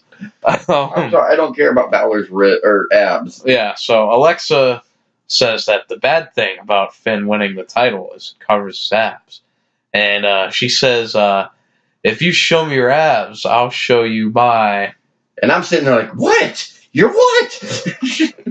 What are you going to show us on this PG televised show? I get to see your belly button. Yeah, so Leo Rush interrupts, which would have led you to believe it was the biggest heel move of all time by Corey Graves. This was stupid. It was. It really and it's like every moment of bliss segment is Alexa flirting with whoever her guest is. That's pretty much all it's for. Is just a setup until the distraction, till the interruption comes in. Yeah, it's a setup for what's coming. I'm over it. I mean, I'd rather see her in the ring. I don't get why. I don't know if it's that like Alexa got cleared to wrestle at the Royal Rumble, and that's where she came back. That was a month ago, and she hasn't wrestled since. And I don't know if that's because she's not able to, or if they just don't want her to. Well, what is there for her to do? With everything going on right now, there's really not. There is nothing in the women's division on Raw or SmackDown that means anything. Well, you could have her to Becky, Charlotte, and that's true. Rousey. And you could, I think, a move to SmackDown is really what would be best. Yeah, because Asuka needs an opponent. Yeah, a real. Right opponent. now, Mandy Rose is posing as an opponent. Like I said, a real opponent. Yeah, and nothing against Mandy Rose. She's getting there. Yeah, she's just not there yet. And then you have the likes of Carmella and Lana and the Iconics. R-Truth. Exactly. Yeah, that's but I mean, good one. There's nothing any woman on the roster on either show can do to be seen until after this crap with Rousey, Becky, and Charlotte's done. Yeah, I mean... So why you even try? You have the tag titles... Which is a footnote on that, I guess. I mean, they're barely noticeable because of everything worried about the triple threat. Yeah. Yeah, that's where the focus is. I mean, let her buy her time until after Mania, because as much as I'd love to see her at Mania, there's nothing for her to do. Well, maybe we'll get a live moment of bliss. That would be cool. Just because I love her music. I love hearing that music hit. You remember the Bailey This Is Your Life segment? Oh my god, do I have to? Yeah. Have I told you that I was there live for that one? Yeah. Okay. Because everyone called that the worst segment in Raw history after it happened. Yeah. And was it in your mind? It was definitely up there. Okay. Well, you were there, so I figured I'd ask. I could hardly hear anything. Oh, really? Everyone was booing so loud and chanting deletes. Well, maybe this event will be better when we go because we'll be sitting closer. Yeah. It was so funny, though, that it was the most random thing that they had, like, an ex-boyfriend of Bailey and then, like, a girl that was Bailey's friend, and then they ended up kissing in the end. It was so strange. So it's kind of like what Mankind did for The Rock. For This Is Your Life. The exact same segment. It was supposed to be, except way worse. And it was. Yeah. Let's see. Getting back to Balor Rush. Yeah, Leo interrupted.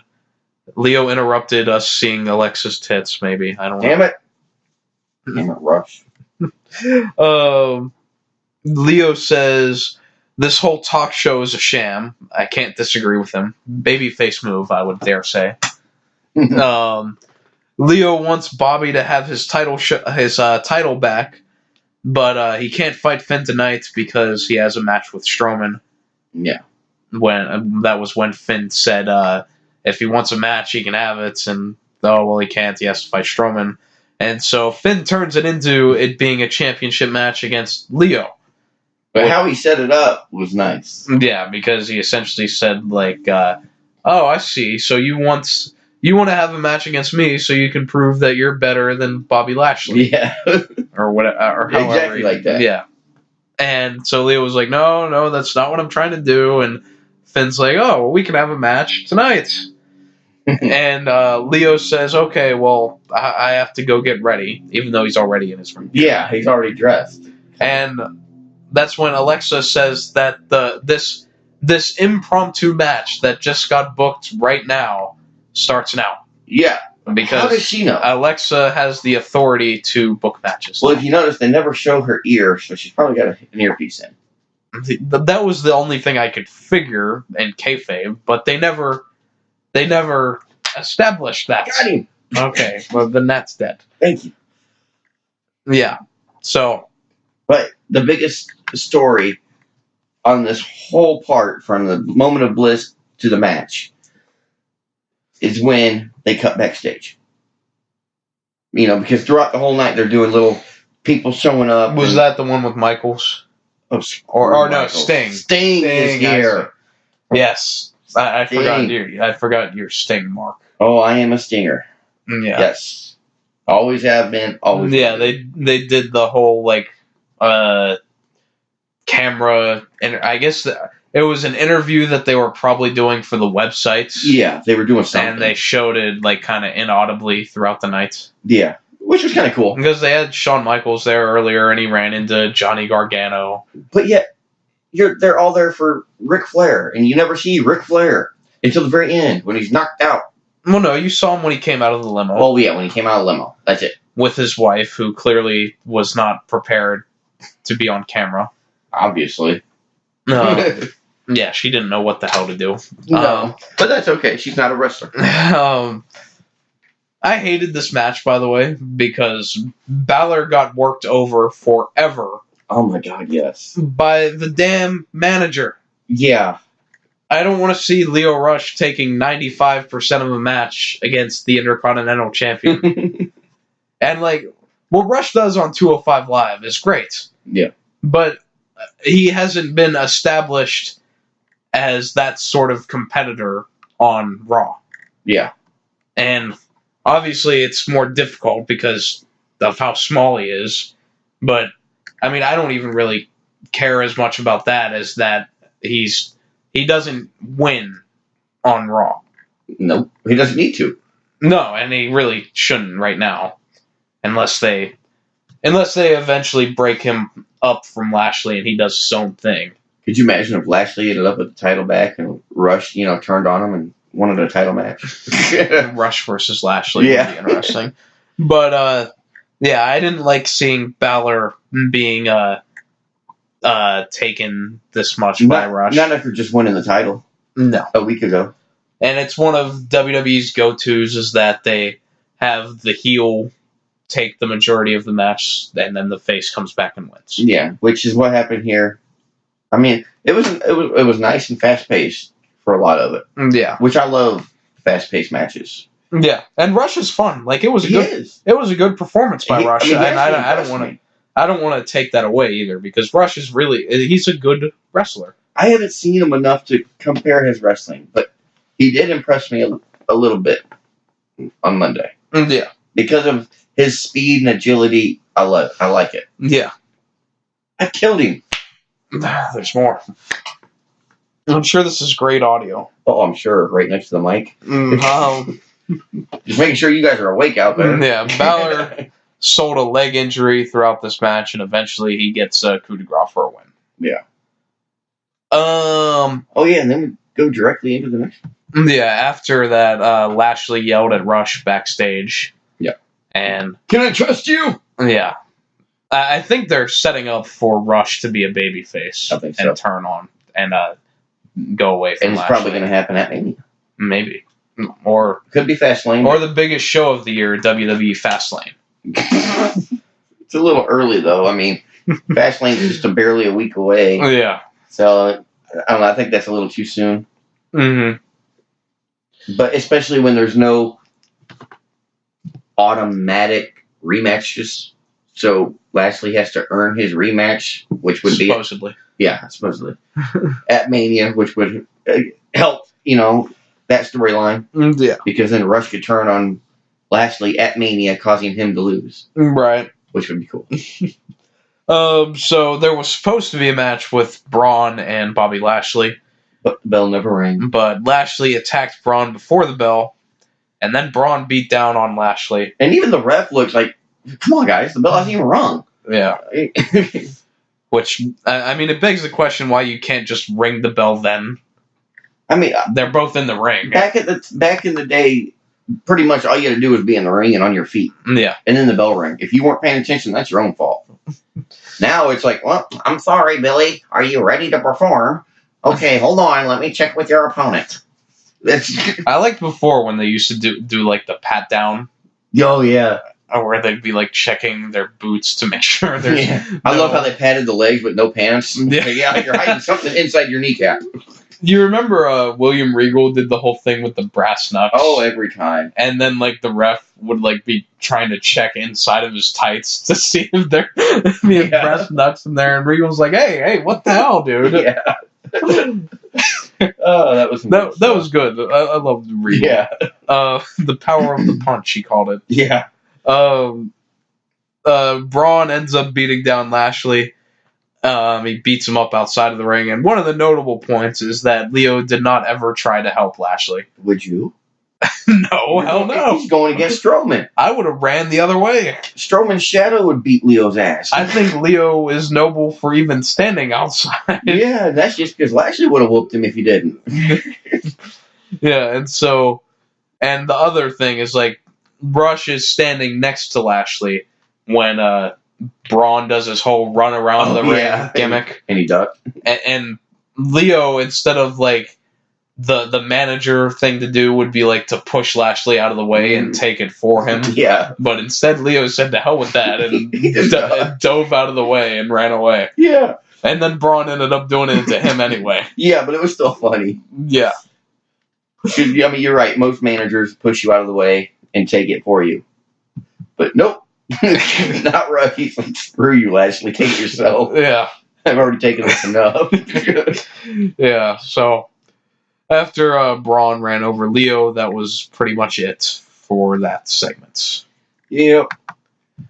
We had Dean versus Drew in the aforementioned no DQ match. I'm going to actually call this the main event match. I know there's one more, but this is the main event match. Close enough. Because the next one ain't worth a damn. The earliest note I have is that Dean takes off his belt. And he's still wearing That's what I've got too. Ambrose wearing 2 belts. LOL. Yeah.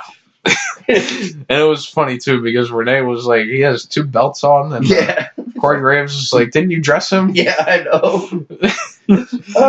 I like their banter back and forth between Renee and Corey. Yeah, it's comical. It reminds me a lot of like. It gets over the top sometimes. It does, but it reminds me a lot of like King and Cole or King and JR used to be. Yeah, or Keenan and Gorilla. Yeah, if you want to go way back in the day. Yeah. But, I mean, it's so funny. With Monsoon with the, would you stop? Yeah. But it's just so funny the way that he said that, and the way they go at it about Ambrose is just, to me, it's hilarious. Yeah, until they do it for like 5 minutes straight. He's like, and well, it's like, well, what you thinking, Renee? When you live with him, you're married to him. What you thinking? That gets old. Yeah. But this part was awesome. Yeah. Drew would later try to hit Dean with the steps, but Dean countered into a drop toe hold with McIntyre landing on the steps. Dean is about to go for dirty deeds onto the steps when out runs Elias from earlier. He bashes the guitar into the back of Ambrose, gets him back in the ring. Drew hits the Claymore for the win. Yep. And that would lead to this post-match where Bobby and Baron come out. Which makes no sense. The match is over. I could understand if they came out during the match. It's a no DQ match. But why after the match? Because they're the mid-card of death, like the heel mid-card faction. But I mean, and I guess Elias is part of it now too. Because why wouldn't he be? It just makes more sense to come out during the match because it's a no DQ match. You'd be able to get into it no problem. Yeah, and it's like, well, the match is over. Let's go out here and whoop his head. Yeah, I don't know. It just didn't make sense to me. Yeah. So all four of them, and of course, as they're stomping him, the only two words that come to mind, and it wasn't even a surprise: Shield reunion? Yeah. Question mark? Yeah. And they kind of set this up last week with like how Dean looked at Rollins and was like, hey, where were you, man? Exactly. Planned off like the last 4 months never happened. Yeah. And so this time, as all four of them are beating up Dean, first Rollins comes out and he has a chair, and then Roman's music hits. And the two of them storm to the ring. They take out everyone.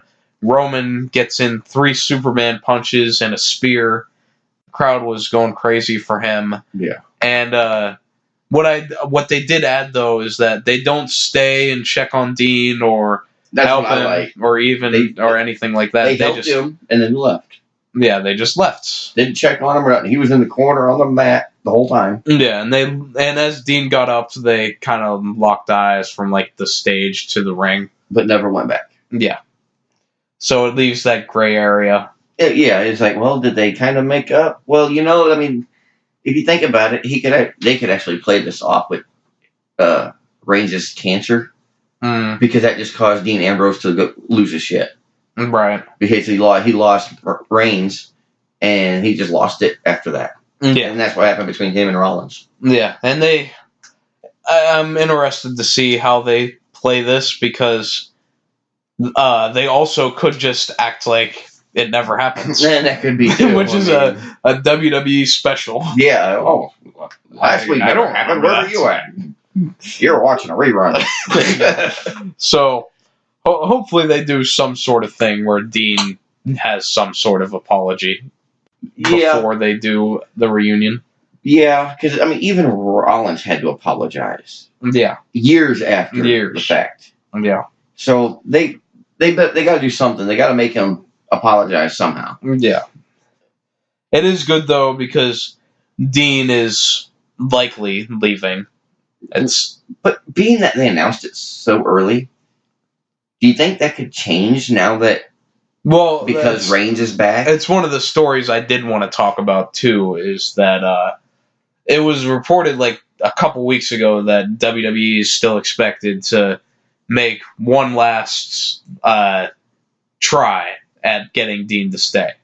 And I think a Shield push would do it. And reportedly, one of the things that with Roman being back, they're relying on him to try to convince Ambrose to stay. And he might be able to. Obviously, we won't know. Yeah, we won't know until the time comes, but I mean, I feel like Dean is going to stick to his guns here. I think it depends on what he can get from WWE to stay. Yeah, because he doesn't want rather the money. Yeah, it's not about the money. He wants to feel like he's doing something fresh and something that he enjoys doing, rather than the hokey stuff that the Dean Ambrose character has had to endure. Yeah. I mean, with the Shield, they were great. He was great. Yeah. It's when he's on his own that he sucks. Yeah. And he had the one run as champion. For what, 2 weeks? A month? He had... It wasn't long. I know he defended against Ziggler. Well, and then he lost it. And then he lost it to Styles. Speaking of Ziggler, where's he at? He's doing his comedy shows wherever he may be. Oh. He's on a hiatus, in his own words. So he's just running out the rest of his contract. Probably. But I don't think he's a guy that's going to leave anyway. No. Like, he would have done it by now. Yeah. I think he uses it just to get more out of it. Yeah, I think like most people do. I think he's there because they let him do his side projects, and yeah, they give him the time off when he needs it. Yeah, so more power to him. So where do we do the Shield reunion match at Fastlane? From what I read, yes, and I guess expected to be the Shield against Corbin, McIntyre, and Lashley. And they'd also mentioned that they could add Elias and Strowman. Yeah. To make it 4-on-4 with Strowman being with the Shield. Yeah. Which I'm not as much into. I mean, I'm not either because there was such an issue with the Shield and Strowman. Yeah. And Reigns and Strowman. Yeah. That it kind of defeats the purpose of all that if you're just going to team them up. Yeah. It was the Shield that was there during that... for like the longest time, when we were doing this review, it was like every week we had the Shield versus BDD, which was Braun, Drew, and Dolph. Exactly, the Gods of War, like a month straight. Yeah. So it just seems kind of pointless to team them up. Mm-hmm. But at the same time, they'll team up your opponent for next week. You're going to team them with them this week. Yeah. So I mean, they could go either way because it's Vince and he just doesn't know. Yeah. Yeah, that's the hard. You can't predict it. We don't, because they don't know yet. Yeah, and all we know is there's going to be a tag team match. That's all we know. Yep. Oh, into this waste of a match. Yeah. So this proves that the first segment with Roman Reigns took too long because the last match of the night sucked. Yeah, but I did want to add on to your last point was that it does feel too quick to have the Shield match with only one more week to build to it. Yeah, but yet they're already calling for it. Yeah. So, me personally, maybe they're going to do it just to start, and it might continue through Mania. Yeah. But it can't because Rollins has a match at Mania. Yeah, he has a match. And they're not going to double dip him at Mania. No, not there. So Fastlane is the assumed spot. Yeah. Unless they're going to boot Rollins and have Strowman take his spot. If anything, they'll have Roman take his spot now. Or when Ambrose leaves, Strowman can take his spot. Yeah, he can just be the third member of the Shield now. Vests big enough for Strowman? I hope so. Well, I mean, if he comes out with the Shield, he'll have a vest like Kurt Angle did. Yeah, we had Bayley versus Nia. Yeah. And the whole night they advertised this match, and I thought they were advertising a tag match between Bayley and Sasha against Nia and Tamina. Because the graphic just had all four of them. Yeah.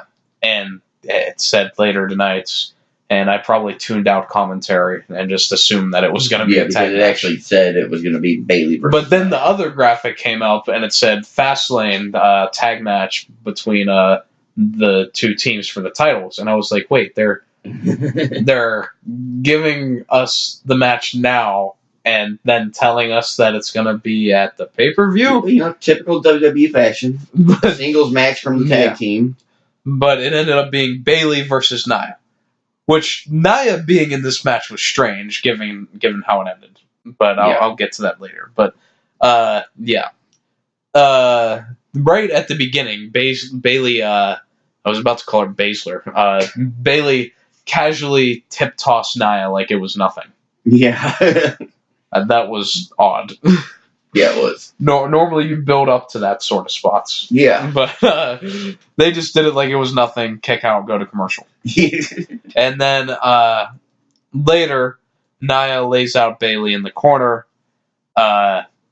Sasha goes to tend to Bayley when Nia decides to grab Sasha by her hair or her weave or whatever it is, and pulls her up onto the apron, but then Bayley ends up taking down Nia, and she hits the elbow and gets the win.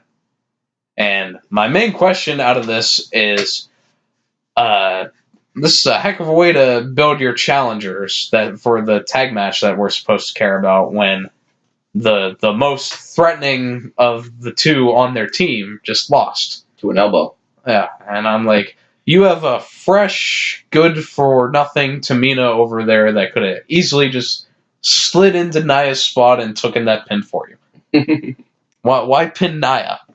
Why didn't we get to see a Bayley to belly? Because it's Nia? From the top rope. Yeah. Or, you know, like from the middle rope. She Yeah. could do it. Obviously, she's not going to be able to lift Nia and turn her on the mat. Mm-hmm. But if you get on the ropes, Nia can help. Mm-hmm. And that'd just be a hell of a way to put her down. Yeah. They might have done that spot in their NXT match. Oh, I don't remember, but I wouldn't know. Yeah. When Bayley was champion, Bayley and Nia had a couple of good matches. Okay. But this was odd. It was just stupid. Yeah, it did not make me want to see their match at Fastlane. Yeah, based on that match, I'm going to fast forward. There's a Fastlane. I'll still watch parts of it. Yeah, just the important Just parts. didn't fast forward. Other than that, I think the only other thing left to say for the most part, well, that we didn't even say yet, would be happy birthday to Ric Flair. Yeah, I guess we haven't. Happy We birthday. talked about it, but we never said it. Yeah.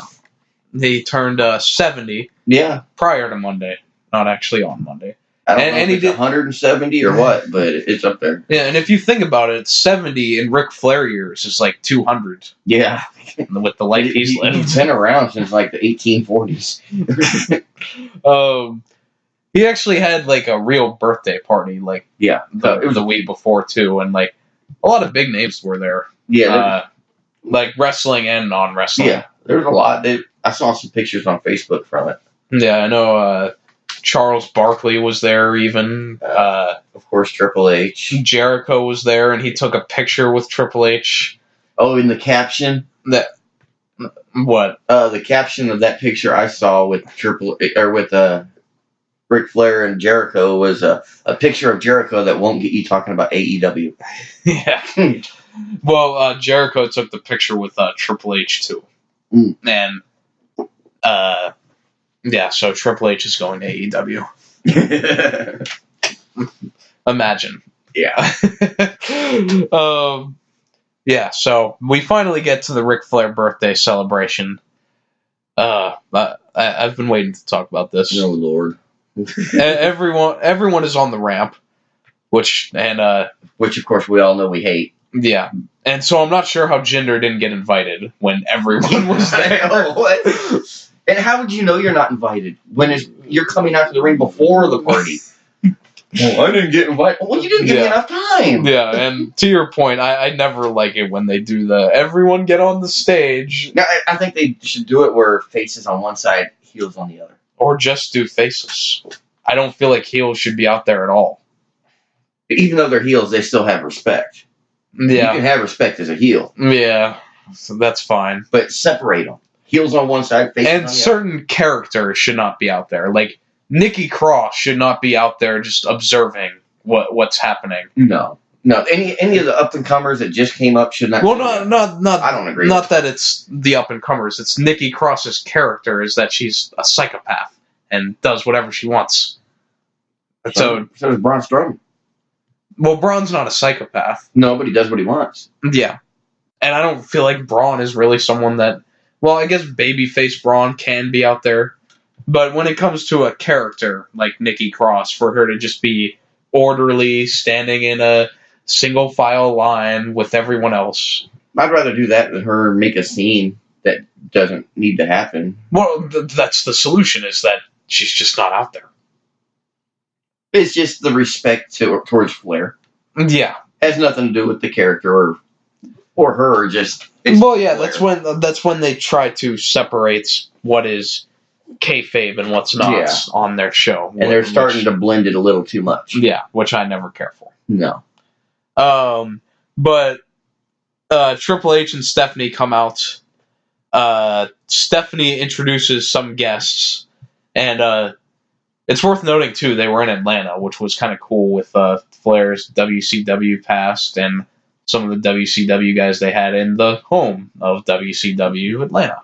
And that's where his birthday party was last week. Yeah. So that's cool. Which makes you wonder, why was it in Atlanta the week before Raw when he's from Charlotte? And they were in Charlotte on SmackDown. Yeah. I mean, why would you not do it on SmackDown in your hometown? Well, the big answer to that would be the angle they shot at. Yes. But why would you not make an appearance? Okay, that's fair. For your birthday in your hometown. Your daughter did. You can't. Okay, so we get to the guests, and she starts with Shawn Michaels, and this is part of what I found funny is that like all the guests have like a linked history with Flair, and like she goes to Ricky Steamboat, and Ricky chops people on the stage, which was kind of funny, especially Rollins, yeah, because he actually sold it. What? And was it a chop or was it the throat poke? Oh, maybe it was that. Because it looked like he was going like this. Okay, yeah. Then that's and that probably what it was. That would actually explain why he sold it like he did. Yeah, that makes sense. And then they get Sting and all that. But then it's just like, and because like as they're making their way to the ring, like the commentators talk about like the history that they have with Flair. Yeah. And then it's just like, and Kurt Angle. And then Cole is just like, well, Kurt Angle's had a good night tonight. He beat Jinder Mahal earlier. Yeah, I mean, what was Angle even doing out there? He didn't have he has no history with Ric Flair. I don't recall much history or very many matches between the two. Yeah. So why in the hell was Angle there?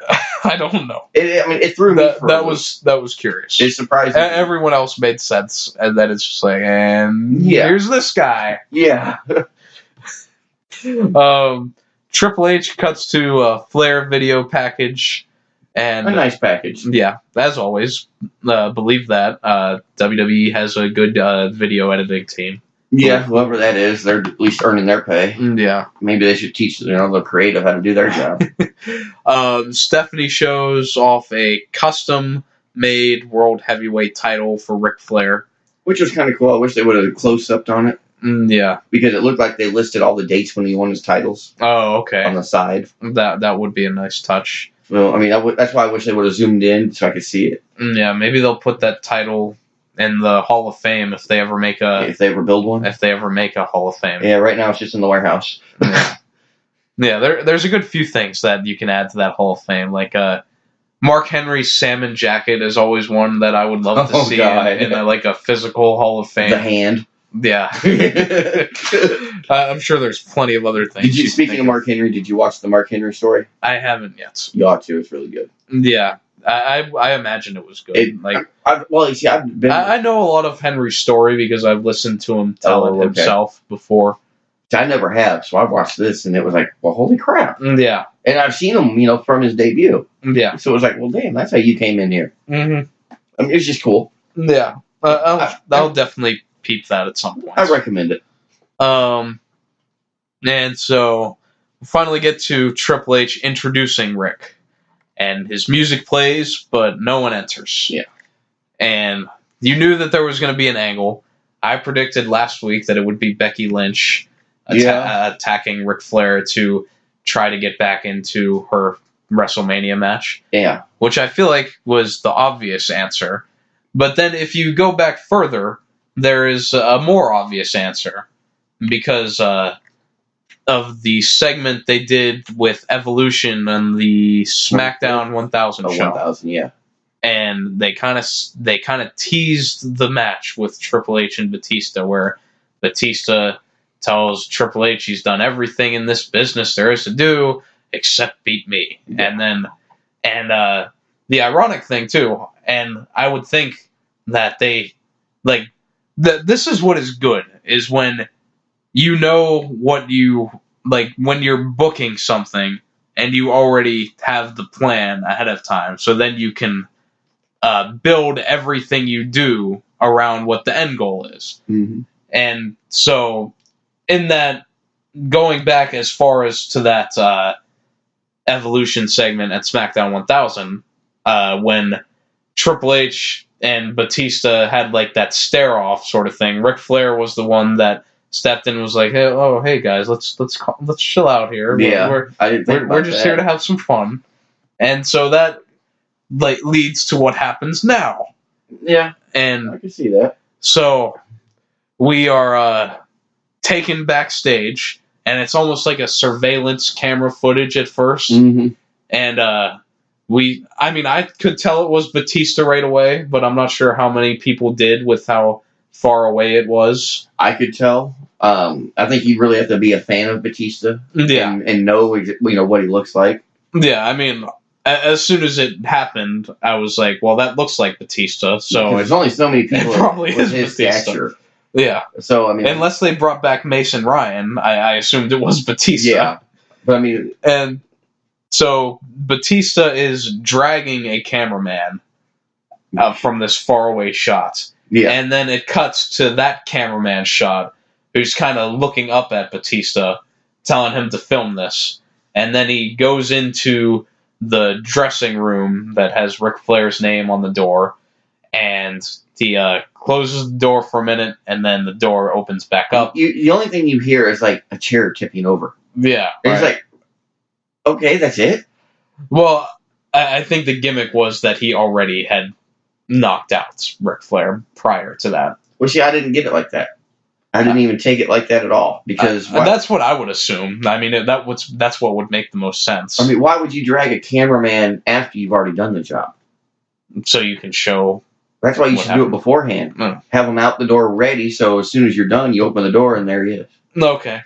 Yeah, this made no sense to me. Okay, well that's fair, but he opens back up the door and drags the lifeless carcass of Ric Flair. And of course, Flair sells everything. Yeah. I mean, he's the world's greatest seller of everything. And I would bet that T was, I told you this earlier, was that I am sure that he was upset that he wasn't allowed to blade. Oh, I'm sure. I'm sure he wanted to do that. Yeah. But, I mean, even if he did, though. Like every other Ric Flair match, he was bleeding. Yeah. But back then, though, I mean, when he was actually at the height of his career, bleeding was normal. Yeah. I mean, that's how you would bleed. You cut. Yeah. But now it's just, shit, it's an accident. I got a cut. Quick, somebody get me gloves and a bandage and a medical team. Yeah, or in the Brock Lesnar case, they just say, hey, Brock, go beat this guy's face in until he bleeds. Yeah. Sorry, Randy. Yeah. No shit. Speaking of Randy, why wasn't he at the celebration? He was in Evolution. That's a good one. Well, I mean, he had to be in Charlotte for SmackDown. That's only 4 hours away. I know. Well, actually about 6 hours, but still, he could have made it. And so Batista has the lifeless Ric Flair there, and he looks into the camera and he says, hey, Hunter, do I have your attention now? Yeah. And then the noise he produces after that, he just says, huh? Yeah. I found that hilarious. Yeah, it was good. It was a good ending. This was one of the reviews I listened to, and they're guys I like. They said, one of them said that this was the best cliffhanger ending that Raw has ever had. And I could see it. I'm not sure if I'd go that far. Maybe not the best, but I thought this was produced, shot, and put together excellently. Yes. Very much so. And it's funny that I didn't think of this being a possibility. It just took me out of left field, even though, like, I was still thinking, like, they're still going to do that Batista and Triple H match, right? And even with me thinking that, I didn't draw the line that, oh, well, this is probably where they'll do that angle. Yeah, I wouldn't have seen it coming. Yeah. But what I still want to know, which I asked you, off air, was when he's dragging Flair out of the locker room and Triple H starts running back to the back. How come everybody else just stands Everyone there? else is like, oh. Like, oh, well, Flair's getting his ass whooped. Hey, here comes Triple H. Bye. Yeah. We're going to stand here and get paid. It's like, they could have ran earlier and tried to catch Batista while he was still there. yeah, like what they should have done is as soon as they showed him going into Flair's locker room and the door shut, you see Ric Flair's name, boom, you start headed to the back. Yeah. But no. That is what would logically happen. But instead, after Batista says that, Triple H runs to the back, and by the time he gets there, Batista's gone. Yeah. And he tends to Ric Flair. And that's how Raw goes off air. Good cliffhanger, though. It was really good. And I'm fascinated because Batista, obviously, he's the heel in this role. And I guess that makes Triple H the babyface, which I'm not fully or the not so heel into. Yeah, the not so heel. But I'm excited to see how they follow up on this, because when Batista came back in 2014, he talked about how he wanted to return as a heel, but they insisted that he'd be a babyface. Yeah. And of course that failed because the crowd didn't want him as a babyface. Yeah. Especially, like, that was the time they wanted Daniel Bryan, and Batista was the one that took Daniel Bryan's spots. Mm-hmm. So they're not going to cheer him. Exactly. So he should have been the heel. Yeah, it made no sense to put him as a face. Yeah, and Batista, in so many interviews, has said that he's wanted to have one last WrestleMania match, With go against Triple H, put him over, and then be done with it. But what's the point of putting him over? It's one of those things where it's like 10 years ago, maybe. Does it really matter who wins? Because no. I mean, if Triple H wins, it's a Triple H win, and it's whatever. If Batista wins, he wins, and then he probably never comes back. Yeah. Which, I mean, if he was the babyface and he goes out on top and they have that story, then maybe that would make sense. But with him as the heel, if they have him win and then go away, I don't really see the value in it. No. So it's one of those things, like, it doesn't matter a ton who wins or loses. Yeah. Which it really doesn't. I think in those cases they're going to go with Triple H. Well, yeah, because he's the permanent fixture. Yeah, I remember thinking this too when they did the Triple H and Sting match, because it was like, well, I guess Sting should win because of the story, but at the same time, I don't know what value it really gives him. Yeah. I mean, I didn't really know at the time that he was going to keep wrestling after that. Yeah, true. But I mean, that's one of the curious ones is, well, why the hell did Triple H need to beat Sting? Yeah. It was kind of just like that Vince thing of like, take that, WCW. Yeah, exactly. You've been dead for 20 years, and now we beat you again. Yeah. Now we just buried your icon. Yeah. Off topic there. Well, I haven't talked to you about it before. Did you like the Triple H and Sting match when they did that at 30? Oh, yeah. Anything with Sting I like. I don't care how bad the match is. If Sting's in it, I like it. I'm just that. Were you upset that he lost? No. Okay. No. The only thing I was upset about was the bad hit with the buckle bomb. Yeah. Which, of course, put him out. Yeah. Okay. But, and I mean, I wasn't even mad at Rollins about it. It's just how it happened. Yeah. And with Sting in the condition he was in, it would have happened with something. Yeah, but I still wanted Sting and Taker. Yeah. One match, icon versus franchise, boom. I do wonder, and maybe Taker will get into that on his podcast, if that was ever actually a plan. I don't know. I know Sting wanted it. Yeah. And he still says he wants it, but he can't. And he won't do it, obviously, at least with WWE. But in that period, like, maybe it was something that was at least thought of that they might do. I think if he would have came back, if he would have came to WWE a lot sooner. Yeah. Like 15 years sooner. Yeah, exactly. Instead of waiting the 20 years that WCW was gone. I think it might have happened. Yeah. Because, I mean, who doesn't want to see The Undertaker versus Sting? Yeah. If you don't want to see it, you don't know wrestling. I mean, it's the fixture of WCW, the fixture of WWE. I mean, of course, we all know Undertaker. It was in WCW. Yeah. But that was in the very beginning. Yeah. And, well, the Undertaker character. Yeah, the Undertaker character was not. Yeah. So, I mean, it's just like the best of one, the best of the other. Yeah. Let's see what happens. And then it's like all those people are, there already was a Sting versus Undertaker match, actually. But that doesn't count. No, because it wasn't the Undertaker. Yeah. It was Mark Callis. Or Callis. Yeah, whatever the hell. Whatever, yeah. See, it got me so flustered, I don't even remember. Yeah, but overall, Raw was, it had two things that I thought were great, and then one thing that I thought was good with the Ronda and Becky build, and then everything else was not good, to be kind. Yeah, but it's how you leave them, as they say, and they left us with a cliffhanger that we can get. And when was the last time we had a cliffhanger like this? Yeah, and that's one of the things I complain about, is that there's never a big angle. Like you can even go back to like the 2012s and 2010s, and even like there were things that weren't that good, but you still, every now and then, you would have a Nexus angle, which left you intrigued or something like that. Yeah. It's been a while. Yeah. So this was good. Yeah. Overall, I mean, I guess I could give it a B just for those I'd have to give it segments alone. Just those were good segments, but the worst of the show brought the best down. Yeah, I agree.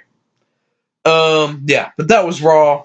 We'll get into SmackDown Live from Charlotte, North Carolina. 3.5 hours up the road from where we live. Yeah.